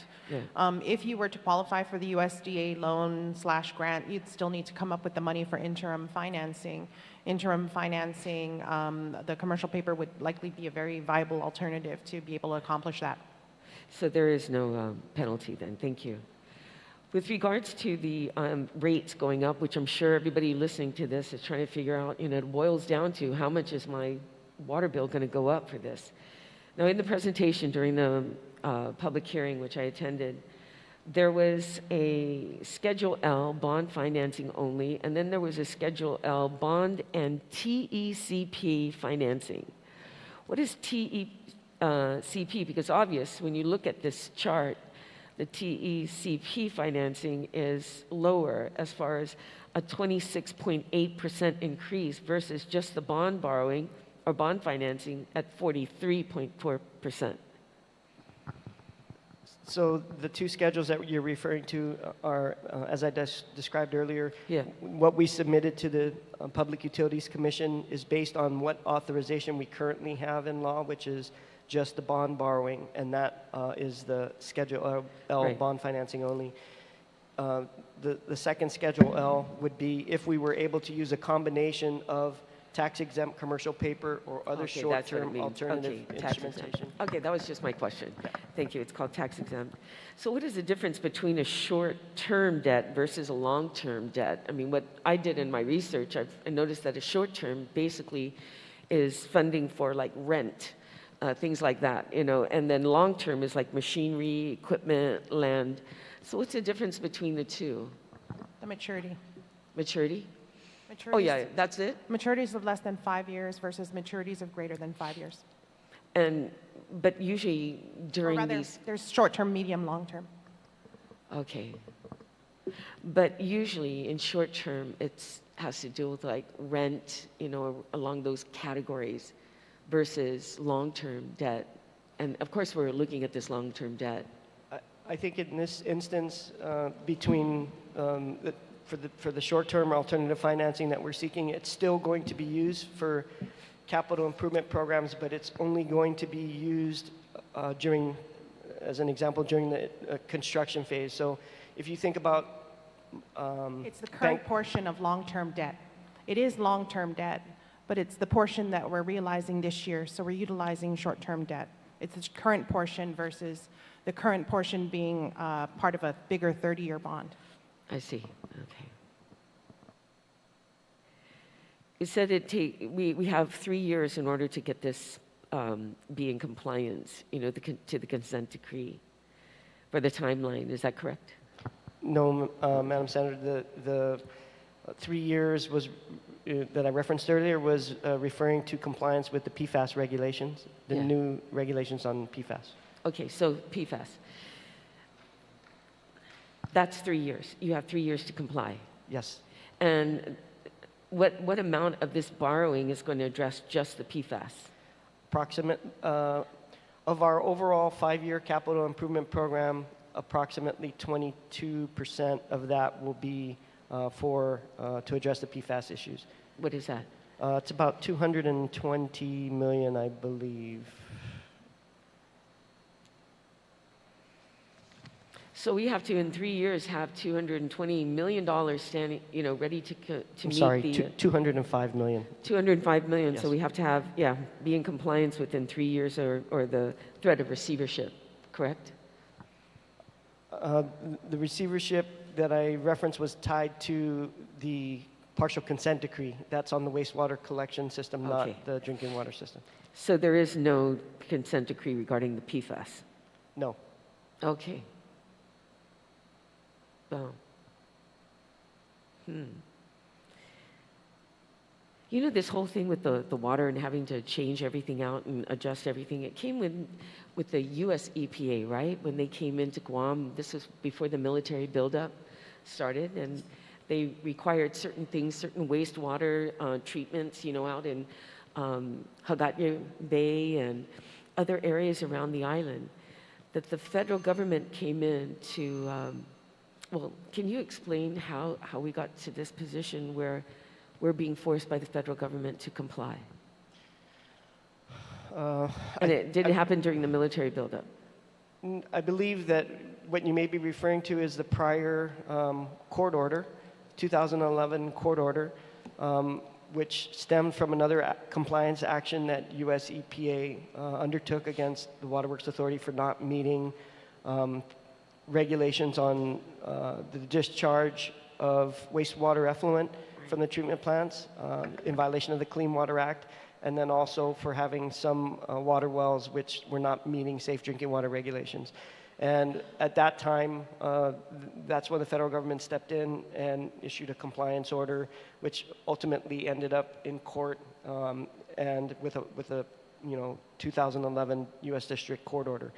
We are 98% complete with complying with all of those requirements and are undertaking the last remaining water storage tank projects to complete that, which we should have done by 2025. And then the partial consent decree is for a different compliance action related to the wastewater collection system and the one remaining treatment plant that has not yet been upgraded to secondary treatment. Thank you for that, Miguel. Thank you, Madam Chair. Thank you, Senator Tadegui. Senator Blas, you're recognized. All right, so we're going to go for the second round. So starting with Speaker Terlahi.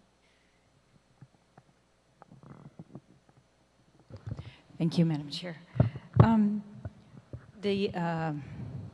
What we were just talking about with Senator Tadegui was you're mandated for secondary to address the last remaining secondary treatment plant that was not upgraded. Where is that located? That plant is the Hagatna wastewater treatment plant, which is located right out here on the causeway, past the causeway. What is the Clean Water Act violation? So at some point, US EPA ceased to approve waivers or exceptions to secondary treatment for plants that discharge into the ocean. In this case, the Hagatna wastewater treatment plant effluent discharges the treated wastewater into the ocean. And so we are in compliance with the court order, which required us to upgrade to chemically enhanced primary treatment, but our permits issued under the EPA's authority under the Clean Water Act require us to treat to secondary, which we have not yet done, and that's the reason why it was an item negotiated under the consent decree. So we currently, under the partial consent decree, by the end of this 10-year period, we will need to have put together a feasibility study and a plan for EPA's approval on how we will get that treatment plant upgraded to secondary. It doesn't require it to be upgraded to secondary by the end of the 10 years, but we have to know how we're going to do it by the end of the 10 years. And that is to reduce contamination of the ocean by the discharge at the treatment plant in Hagatna. Correct. All right. That's what I want to make clear here. It's like what the actual impacts are to us of not doing this, right? In addition, you said earlier, the wells they have increased nitrates that you are finding in the wells, and you're trying to treat those as well. These are drinking water wells. That's correct. The impacts are obvious, right? Contamination of our drinking water, it already exists, and we're trying to reduce that. You also talked about, well, we are hoping, of course, you talked about PFAS, that the US EPA is now requiring us to deal with PFAS and other emerging contaminants, as you described it. We're going to dedicate 22% of some of these funds, $205 million towards that. All of these geared towards the health and safety of the people of Guam. That's correct. And just wanted to know, and then you very clearly throughout the bill say you were going to be doing this or that, including but not limited to financing capital improvement projects referenced in GWA's master plan or other studies contemplating additional capital improvement projects from time to time. So all of this by plan, hopefully, and I just wanted to ask you a little bit about your plans. So you cite a 5-year capital improvement plan, a 20-year water resource master plan, the consent decree, partial consent decree, the 5-year financial plan. Do these plans specifically detail where the improvements will be made? For example, the Hagatna treatment plant, which sewer lines, things like that? Yes, they do. And they're tied together. So everything starts from our 20-year master plan, and then when we do our 5-year rate packages to the Public Utilities Commission, we extract 5 years of that 20-year program of capital improvements. We adjust it based on current conditions, and then we submit that 5-year financial plan and capital improvement program. So we're telling the PUC these are the improvements we need to make, and we have a detailed list of projects or programmatic requirements, and the estimated funding for each of those, and that's the capital improvement program. And then the financial plan sets out, this is how we intend to finance our operations and these capital improvements over the next 5 years, and these are the rates that we need in order to support that. All right, do any of these plans currently include upgrading sewer lines or bringing in new sewer lines towards areas that are adjacent to Chamorro Land Trust properties?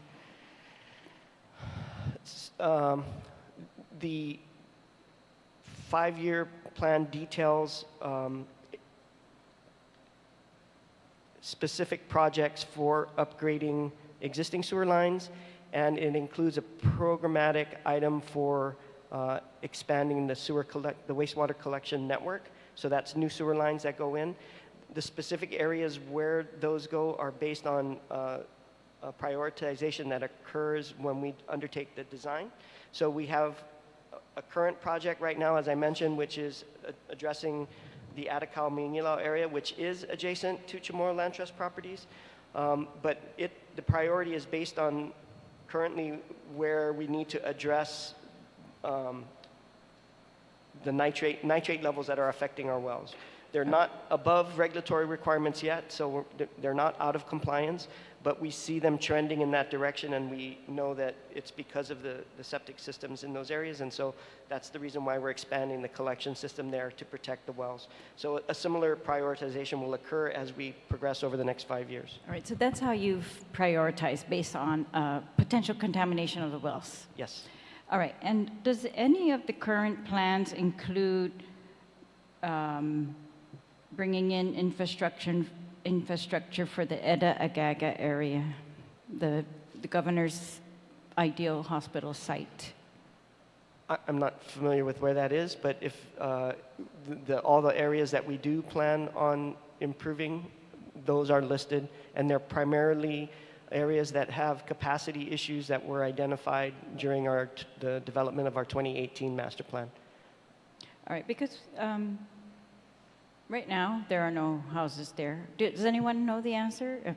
If not, because I was told in a meeting with her that GWA might be able to reprogram their plans so that they use the money instead to bring in the infrastructure for the Eda-Agaga hospital site.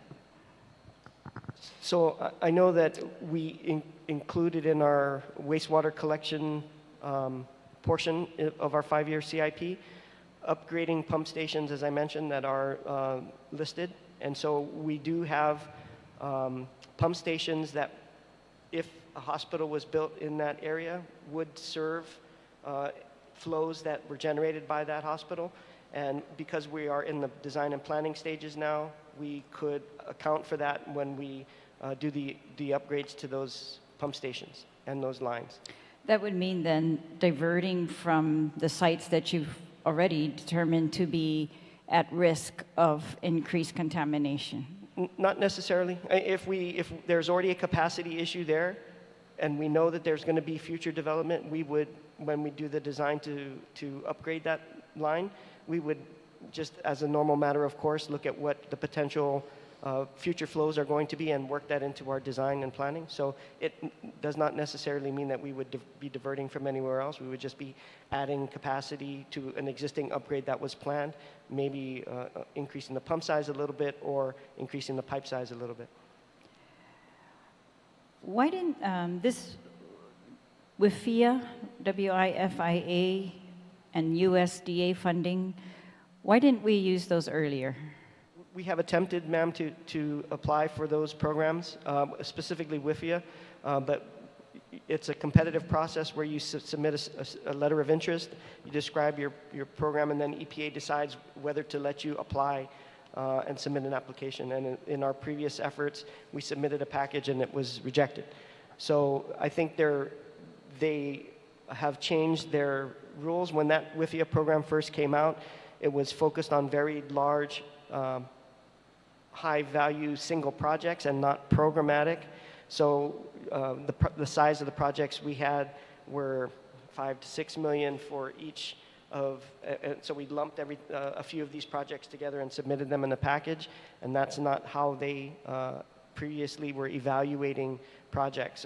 So I understand that has changed, and so we're going to make another run at it, and we will submit in the future. Does GWA obtaining USDA funding or grants this way impact, for example, the Chamorro Land Trust is trying to obtain USDA funding for parts of their property? Would there be any impact to that? I don't believe so. Mel? If the USDA, well, it is my understanding, ma'am, that USDA is looking at grants, which would likely be covered under a different program. If the USDA was seeking loans, then obviously they'd have to come to the legislature, and the question would then be, if the loans are for water upgrades, would the appropriate borrower be CLTC, which is general government, or GWA themselves? All right. And on page 8, it refers to, there's a list of 5 things that the bonds shall be issued for. One of them, number 4, is funding. On line 22, it's funding a reserve fund deposit with respect to the bonds. How much is that intended to be? And is this a bond requirement or a PUC or a GWA requirement? I believe that is a bond requirement. It's a part of the indenture. It's 1-year debt service, ma'am. 1 year? All right. Can you tell what the debt service might be if they maxed out on this authority? Yes, I believe that was in the committee report on the GWA's presentation, GWA's testimony in support of the Financial Planning Capital Improvement Plan. And so I think they gave multiple cost comparisons. And the bond, so the debt service would range from 46 billion. Well, it would range from 62 to 84 million in total at the peak in fiscal 29, but would average probably 40 million in early years, 41, 43, 46, 50, 62. So 50, 25, 26, 27, 28, 29, with the use of the proposed legislation, the commercial paper. And this would be in addition to existing bonds or refinancing, or altogether? This would be in addition. No, that would be altogether. Altogether? Yes. I'm sorry. All right. And what is your current, you said it earlier, sorry. 38 million. Okay, 38 versus 40. Okay. Again, I guess I just want to make sure that with this, you know, I'm all for what you're describing, these capital improvement projects, but the language says, you know, including but not limited to these things that you've outlined in your plans. I don't like the idea that we approve this and then, you know, projects get changed for other reasons besides what you've described to us to be the priority, to control contamination, to ensure, you know, that sewer is not going out. And I know you've taken measures to you know, treat these things, but that we reduce the amount of discharge into the oceans, that our drinking waters do not get further contaminated because of our inability to resolve those issues that you've pointed out today. So thank you. Go ahead. I was just going to say that what we've identified here as priorities are really going to keep our hands full for the next 5 years. I can't foresee that we would be changing anything. This is a lot of stuff that absolutely needs to get done, and we're laser focused on trying to get it done.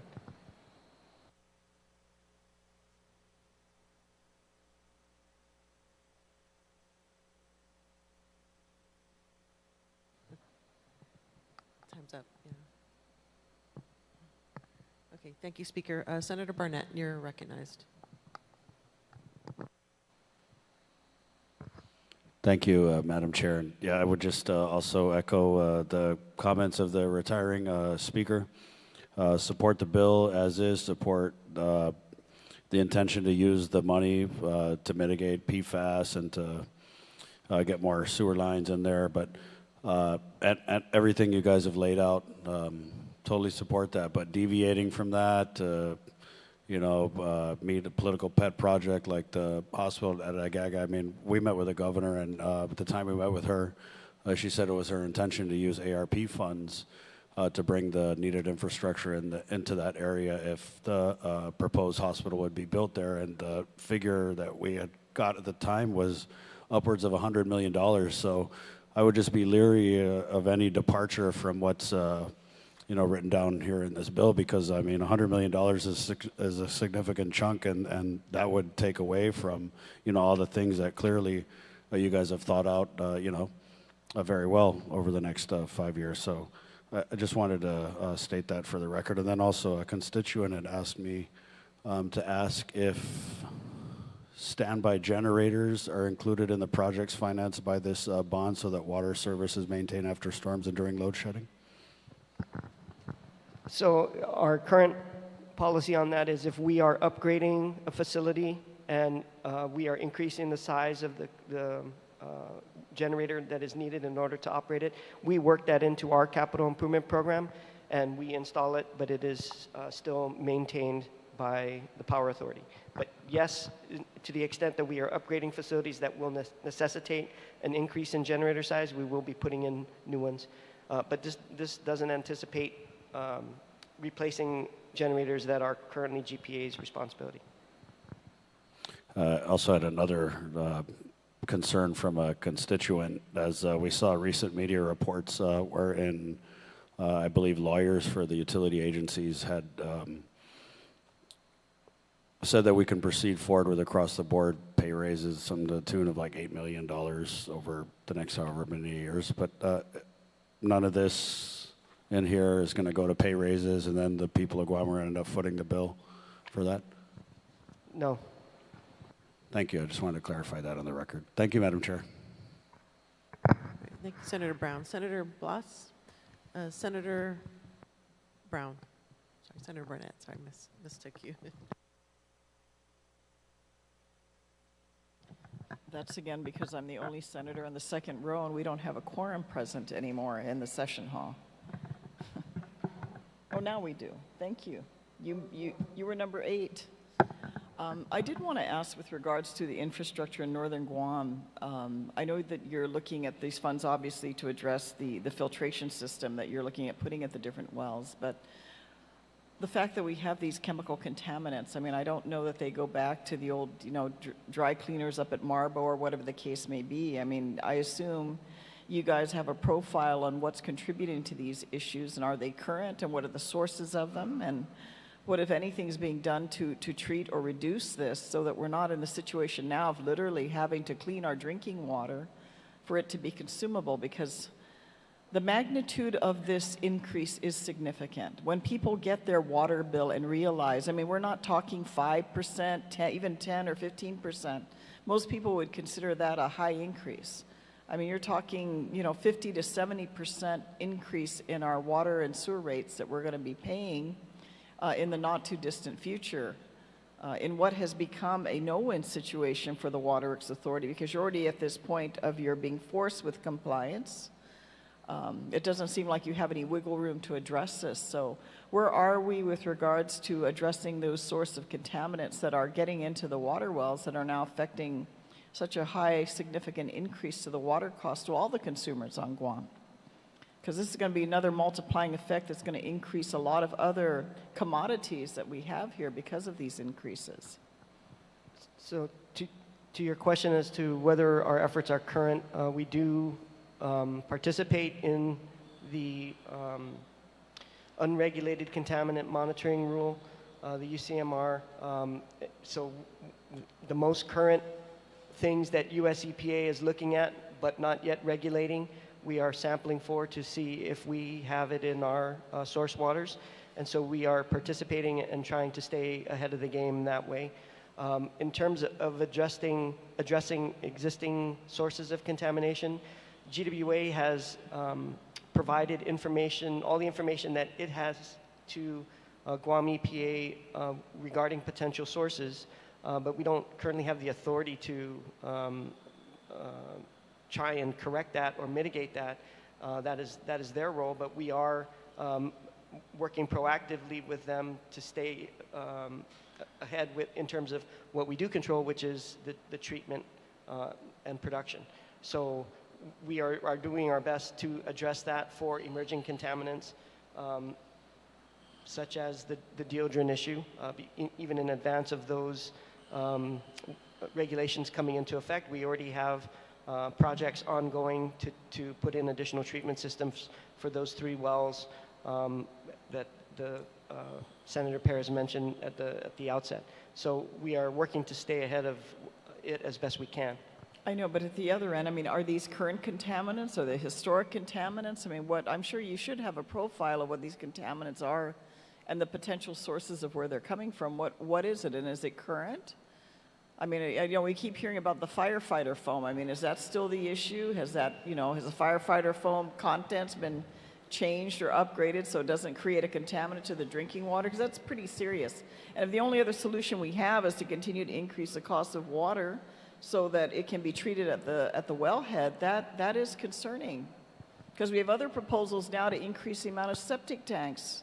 Even if the technology there addresses nitrates, it's not going to address these other potential contaminants that are now on the list that now the ratepayers of Guam throughout the island, every single corner of the island is being asked to now pay such a substantial increase. So I think to answer your question about the foam, is that current and ongoing? So as I understand it, the federal government has banned the use of PFAS compounds in AFFF in the foam, but the alternative substances that they are using, we don't know if there will be future impacts associated with that. In terms of how it's being, whether that is an ongoing source, and my understanding is no, it's not being used as anymore, but the impacts remain because the material that has leached into the soils has not been addressed. And as I mentioned, that is an Guam EPA function and not ours. In terms of the other potential sources, the foam is a manufactured chemical, but what other household products may contain PFAS compounds, or what other routes that PFAS may enter water sources, we've identified unlined hard fills as a potential source, which we've again pointed out to Guam EPA. We don't yet know if consumer products that are disposed of in household sewage and treated through on-site septic systems would also contain PFAS compounds that would be affecting the water sources. But we have already asked WERI to prepare a technical study on that, which GWA would fund, in order to get a better handle on that and provide us with some guidance so we know where we might need to prioritize future investments in extending the sewer system. So these are things that we are doing. I don't know what anybody else is doing, Senator, but we are taking I know, steps. and I understand where your jurisdiction is, but I think it'd be a lot more. I'd like to see a little more aggressive engagement with waterworks. I mean, it's like your water wells. Who cares about operating your water wells during, when you don't have power attached to it and your generators are not operating? If they're my generators in my facility, maybe I want to make sure and prioritize their operating. Maybe GPA shouldn't be running them. Maybe GWA should be running them, because I'm assuming for GWA it would be a priority. I understand Guam EPA's jurisdiction and responsibility, but I'd be on top of, Guam EPA to make sure that they're actually aggressively going out there and determining what the source, be it point source or non-point source pollution, that may be contributing. Because this is pretty serious when you look at it. I mean, it could be $800 million serious to the ratepayers of Guam. It's such a big deal. And, how did we get to this situation where it's almost critical? Because your backs are against the wall. If we don't pass this, you already relayed earlier what the consequence is if we don't pass this. But we lose either way because now we're going to ask the ratepayers of Guam to increase and substantially pay so much more for their water rate. So we lose either way in this proposal that we ourselves directly didn't have any decision-making in or engagement in with regards to how things are managed, be it the Waterworks Authority or how aggressively Guam EPA is going to determine the source of the pollution or the contaminants that are in the system. So this is not a very good place to be. I'm not going to be jumping up and down to want to vote for this bill, but at the same time I recognize we can't afford to have these contaminants in our drinking water. But it does make me wonder, why are we at this late stage now asking to borrow this huge amount of money and saying, well, it's either this or receivership. How did we get here? Probably don't have time, but I got a minute for you to respond to that. How did we get here at this late stage of engagement? Why are we now dealing with such a substantially high desire to borrow so much money to address treatment? And why wasn't there incremental stage towards this so that we're not where we're at, which to me seems to be fairly critical? Because we're asking the ratepayers of Guam not only to pay this within the next 5 years of these, we're asking, you know, I'll be 98, I think, by the time this 40-year-old bond is paid off, if I'm still around. So I don't think that this is, for us, a late stage in terms of the partial consent decree. We've been negotiating for 7 years to get the terms of the partial consent decree to where they are as favorable as they can be to GWA. If we didn't negotiate that, then we would be facing a much more stringent timeline with much higher costs. And that has been a long effort, and we've only just completed it, and it's only been filed in 2024, so that is fairly current. In terms of the PFAS and those regulations have just been passed, and we have been conducting a significant amount of sampling and analysis in order to put together the plans in order to treat this. And based on the work that we have been doing in the multi-district litigation, GWA, by comparison to most other utilities, as we've heard the nationwide attorneys who are working with us tell us, that we're in much better shape than many other jurisdictions. And again, these are emerging contaminants, and the rules have just been finalized. So I don't necessarily agree with the assessment that we're in the late stage, and GWA has been indicating that these consent decree requirements would need to be funded, and we tried to take care of it in our last 5-year rate plan, but did not receive the rate support we needed in order to execute some of these projects, simply because of the financial condition that occurred post-pandemic. And so we are where we are for many different reasons.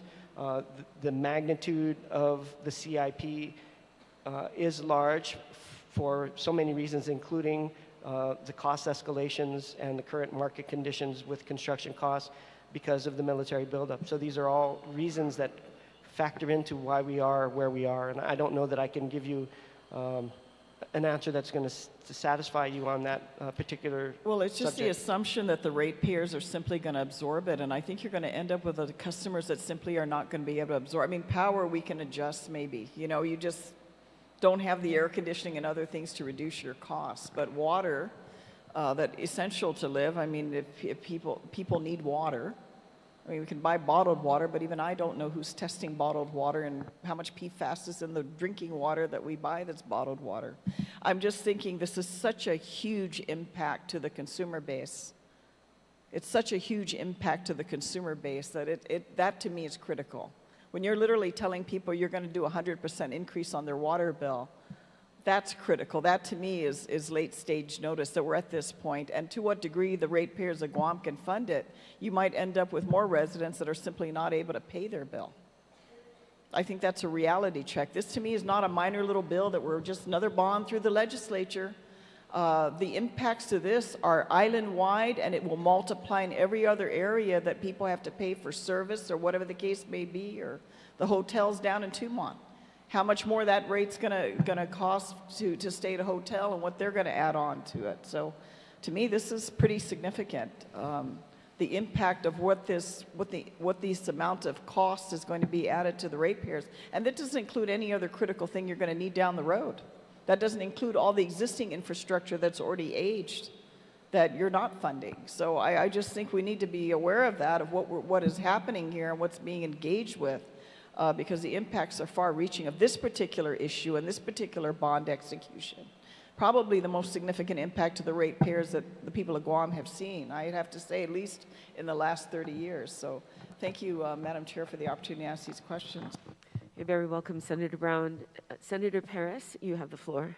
Yes, thank you, Madam Chair. Yeah, so I just want to reiterate that the bill limits the amount of borrowing to 560, not the full 898. And you know, this is something that we, in my discussions with GWA, is like, what is the minimum that we need to borrow to comply with the consent decree and to treat our water for PFAS and dildrin? So 560 is the amount that this bill allows for. And so, and one of the discussions too that I had is, you know, how can we lower our borrowing and obviously revenues, right? If we can fund the projects through revenues, that's the cheapest sort of money, because we're not paying financing costs. And so, as you can see in the legislative intent, there has been consideration to ensure that you know, the revenues are funding some of these costs. And so I guess for more clarification regarding the grants, right? The grants from WFIA and USDA. And this is, you know, one of the reasons why the 560 was, you know, it was capped. This bill caps it at that because the potential to get the funding from these other sources, in addition to other particular grants out there.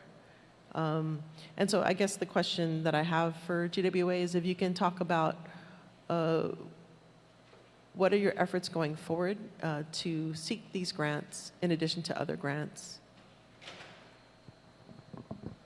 So as I mentioned, our team has put in expressions of interest and applications for different federal funding, grant funding opportunities, including DOI, Department of Defense, OLDCC, and Department of, Bureau of Reclamation, specifically for projects that would improve GWA's levels of service.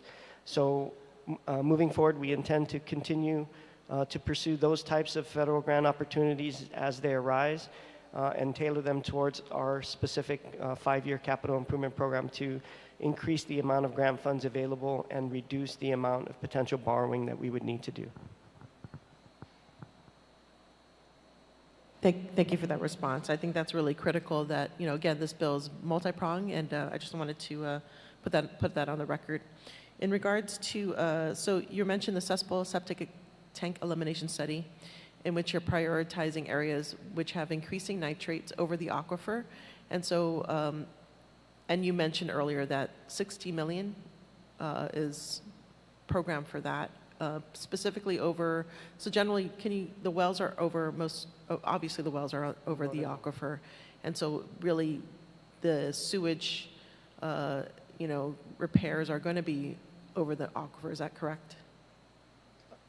So specifically for the expansion of the wastewater collection system, those will be prioritized over the aquifer.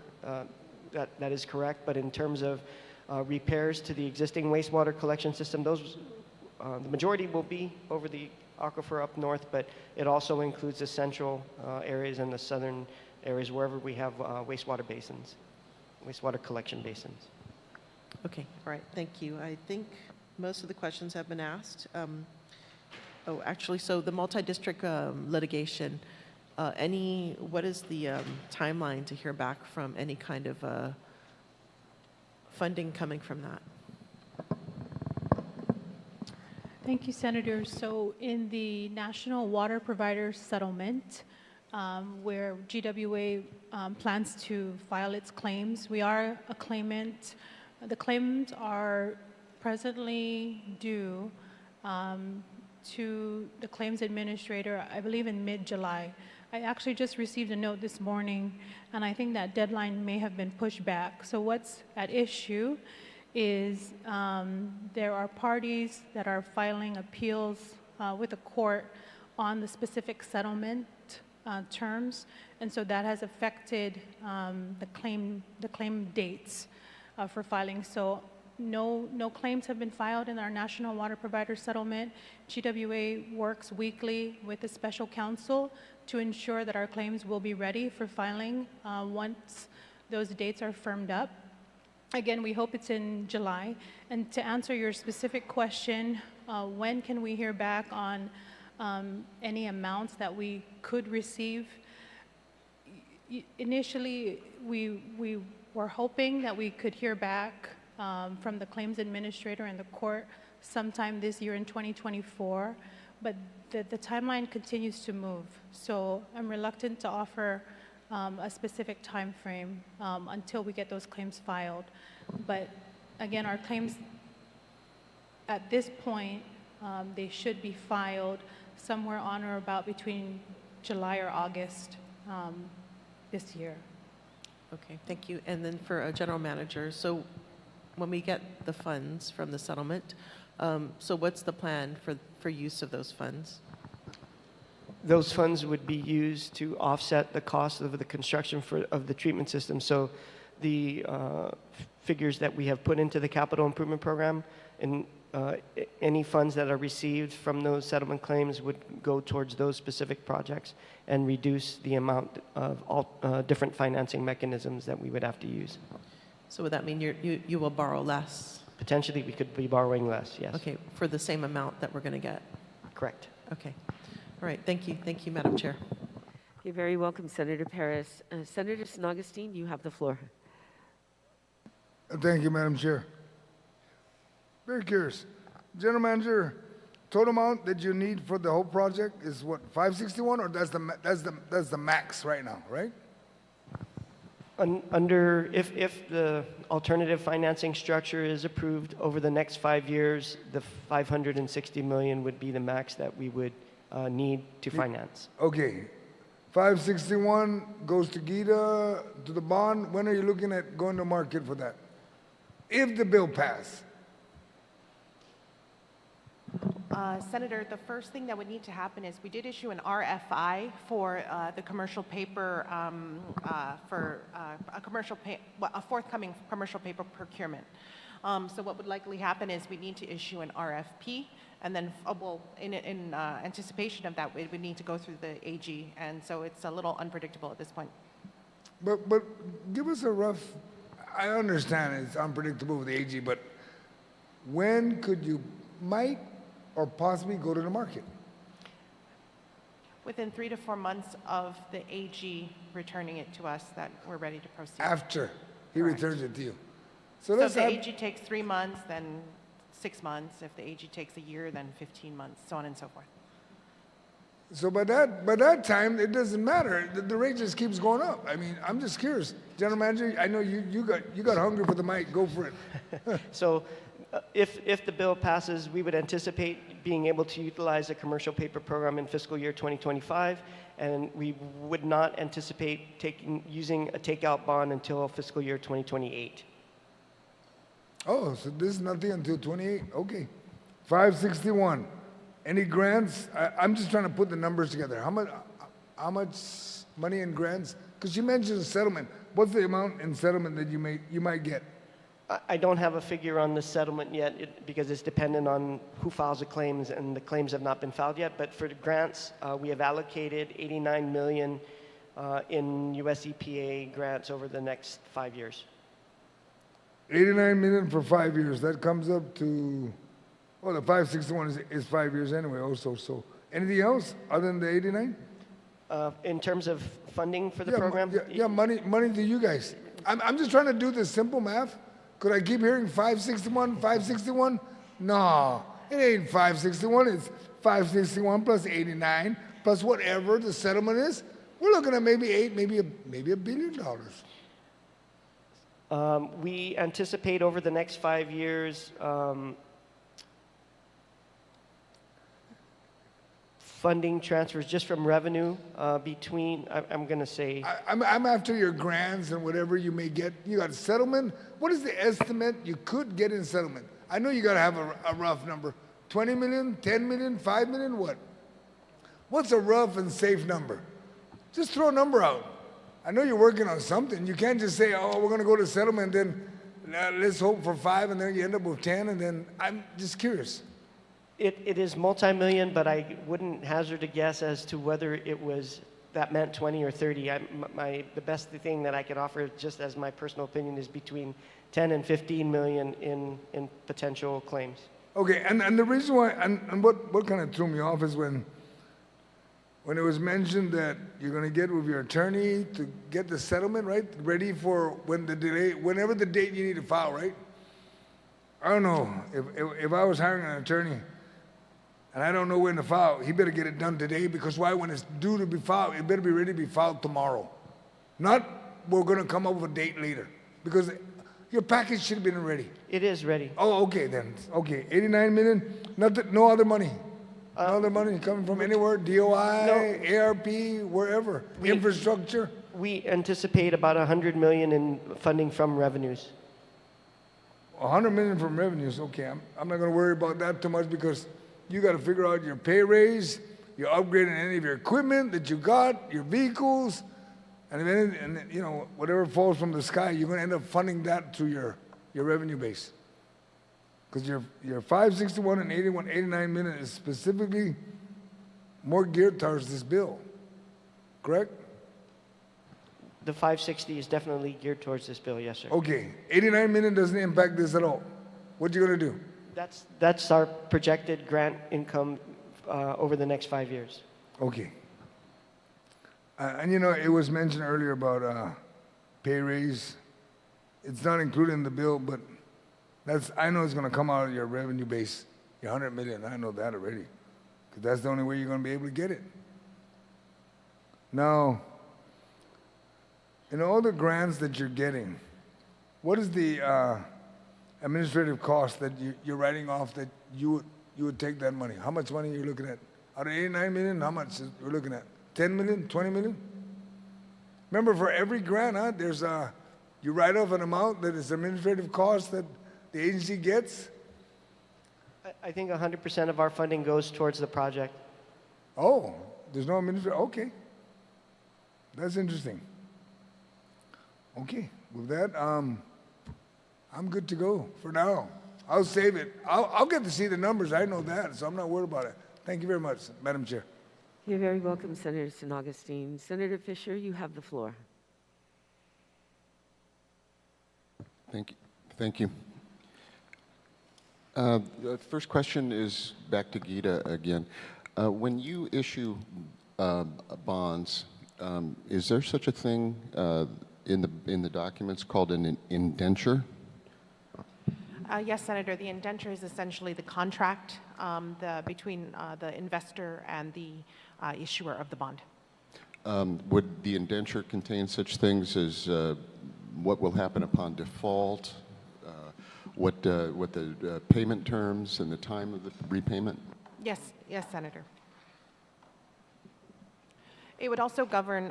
It would also state. Well, it would. I think what you were describing is it would articulate the maturity of the bond issuance, the amount of the bond issuance, the use of funds, and it would also govern covenants or caveats, basically significant. Okay. And so a covenant might be something to the effect of the sinking fund or the reserve fund that needs to be maintained. And then the indenture would also state kind of an outline of significant events that would need to be reported. You mentioned reserve fund. Please, can you explain that and how much must be in the reserve?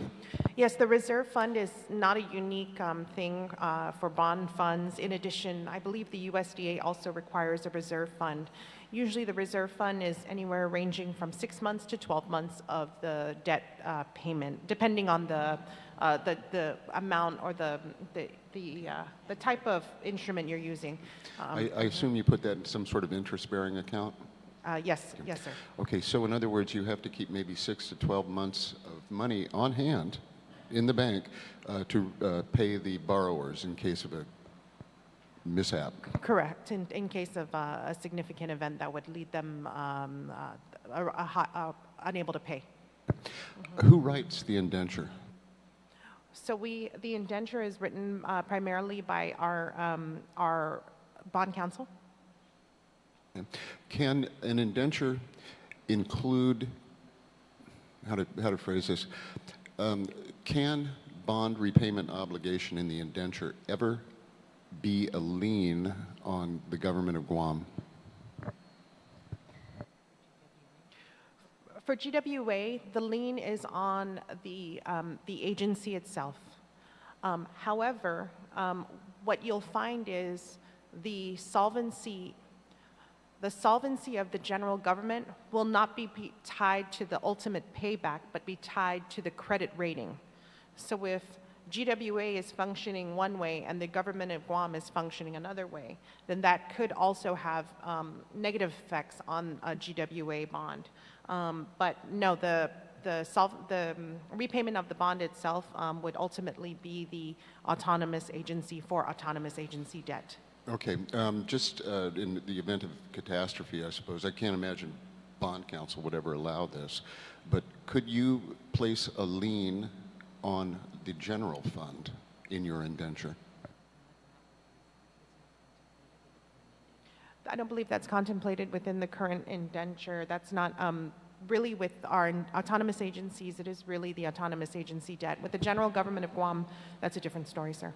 Okay, because there is a section, I think it's like 14201 or something, that states that liens, unless stated otherwise, cannot operate against the government of Guam unless the indenture allows it. So I can't imagine that you've ever issued a bond with an indenture that said the general fund has to pay this if we default. Anyway, what would happen on default? Well, during COVID, Senator, the main fund that took a hit, special fund, was the hotel occupancy tax. And as you may be aware, Senator, we do have outstanding hot bonds, hotel occupancy taxes that are a bond where the payments are pledged on hotel occupancy tax. So in that situation, because hotel occupancy taxes were lagging, the general fund stepped in and funded that through, I believe it was also the use of the rainy day fund allowed via this body. So the first thing would be, of course, GWA trying to meet the terms of the debt themselves. The second thing, of course, would be looking towards other sources around them for aid, the federal government. In the case of Puerto Rico, there was a big federal government type of bailout. That's pretty much all. Also for GWA, they would have access to their debt service reserve fund with a requirement that they replenish it right away as part, to help avoid the default. So how catastrophic of an event would determine how insolvent the debt would become? So if it's a typhoon and nobody pays their water bill for 2 months, that's 60 days, let's just say, there would be that available in a debt service reserve fund. However, if you were talking about a sustained period of time of insolvency, then that would be a different, a more troublesome situation. Okay, thank you very much. And this question goes to GWA. Sir, has GWA ever defaulted on a bond? No. Okay.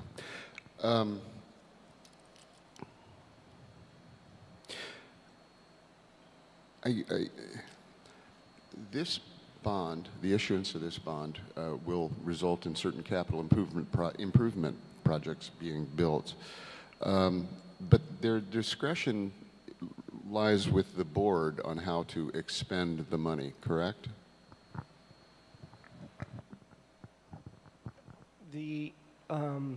Yes, that's correct. The discretion on which projects receive the funding that is with the board and then also with the Public Utilities Commission. Okay. As things go, prices rise. That's just the nature of the beast. Do you anticipate, because of this bond issuance, do you anticipate, because of this issuance, the ratepayers having to pay more?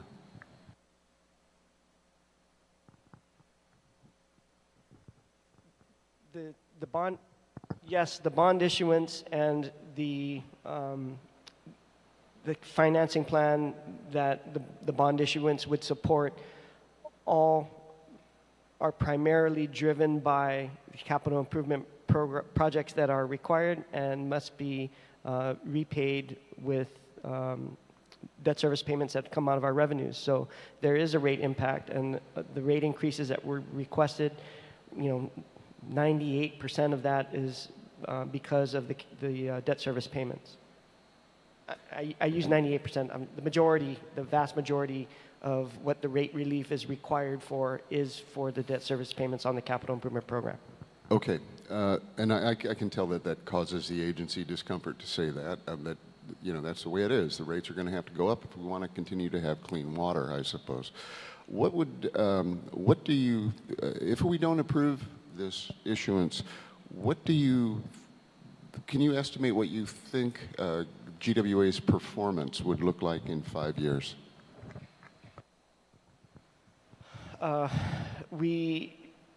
If this is not approved, we would not be able to address the PFAS issue, so we would be out of compliance with safe drinking water regulations. We would not be able to undertake the consent decree requirements, so US EPA and DOJ would have the option at that point of, if we aren't performing and aren't meeting the scheduled deadlines for these compliance requirements, of taking us to court and seeking court action. So I would imagine that our performance could look, if that was to occur in terms of the partial consent decree, if we're not able to comply, our performance could look like what GSWA's or the Department of Public Works looked like when it went into receivership. So it would not be good. The passage of the bill would allow us the borrowing authority and the flexibility to use the tools that we need in order to do what we need to do at the least possible cost and continue our performance as we have been with complying with these US EPA enforcement actions. All right, thank you. I'd like to thank both agencies for their answers. Thank you. Thank you. So that concludes our second round, and at this time I'd like to excuse the panel. Okay, thank you. Thank you so much for being here. Enjoy your lunch.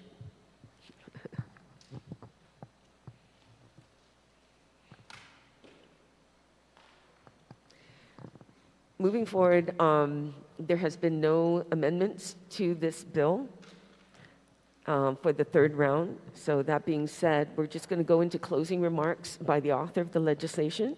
Senator Perez, you have the floor to close.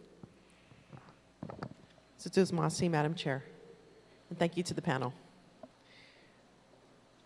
So Bill 274 provides cost-effective financing solutions to fund consent decree capital improvement projects that will protect our environment and the health of our community. That includes treating our water for PFAS and dildrin that has serious health effects.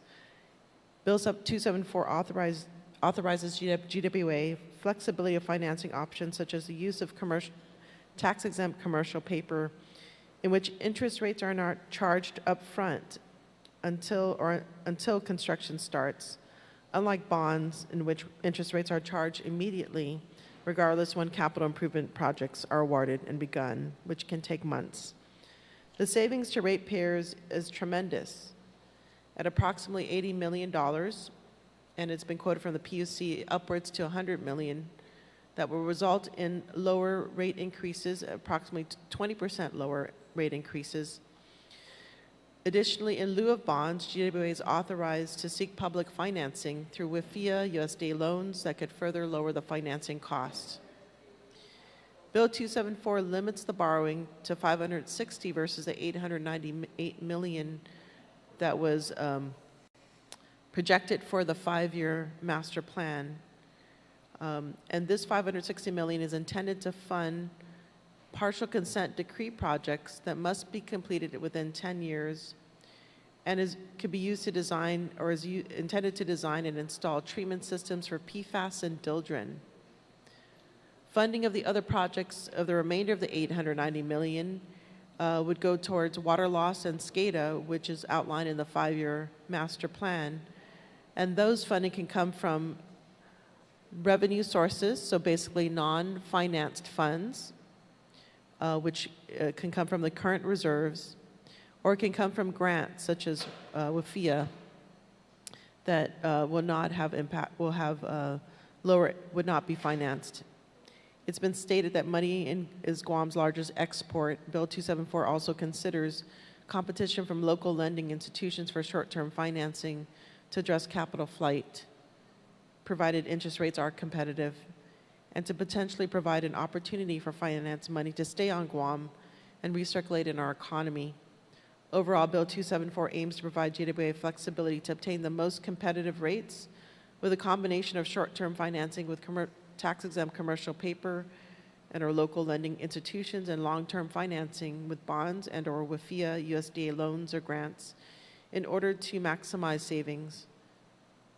I want to thank GWA General Manager Miguel Berdalio, Assistant General Manager Chris Badassi, GWA staff. I want to also thank Gita, as well as Bond Counsel, for developing this legislation.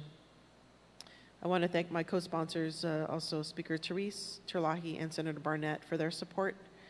I want to thank my colleagues for their discussion on this important measure, which can save the ratepayers money and also protect our environment. Situas Masi. You're very welcome, Senator Paris. Thank you. And at this time, this concludes Bill 268-37. Oh, I'm sorry, I'm on the wrong one. Glasses, please. Okay. This concludes Bill 274-37, COR. And we are going to take a short, we're staying in the Committee of the Whole, and we'll be back at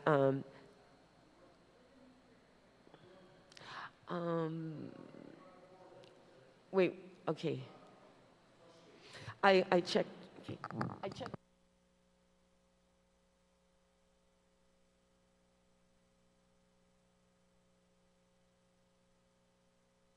We have to adopt a recommendation on this bill. We just, but here we have to have a recommendation. We're going to take a short recess.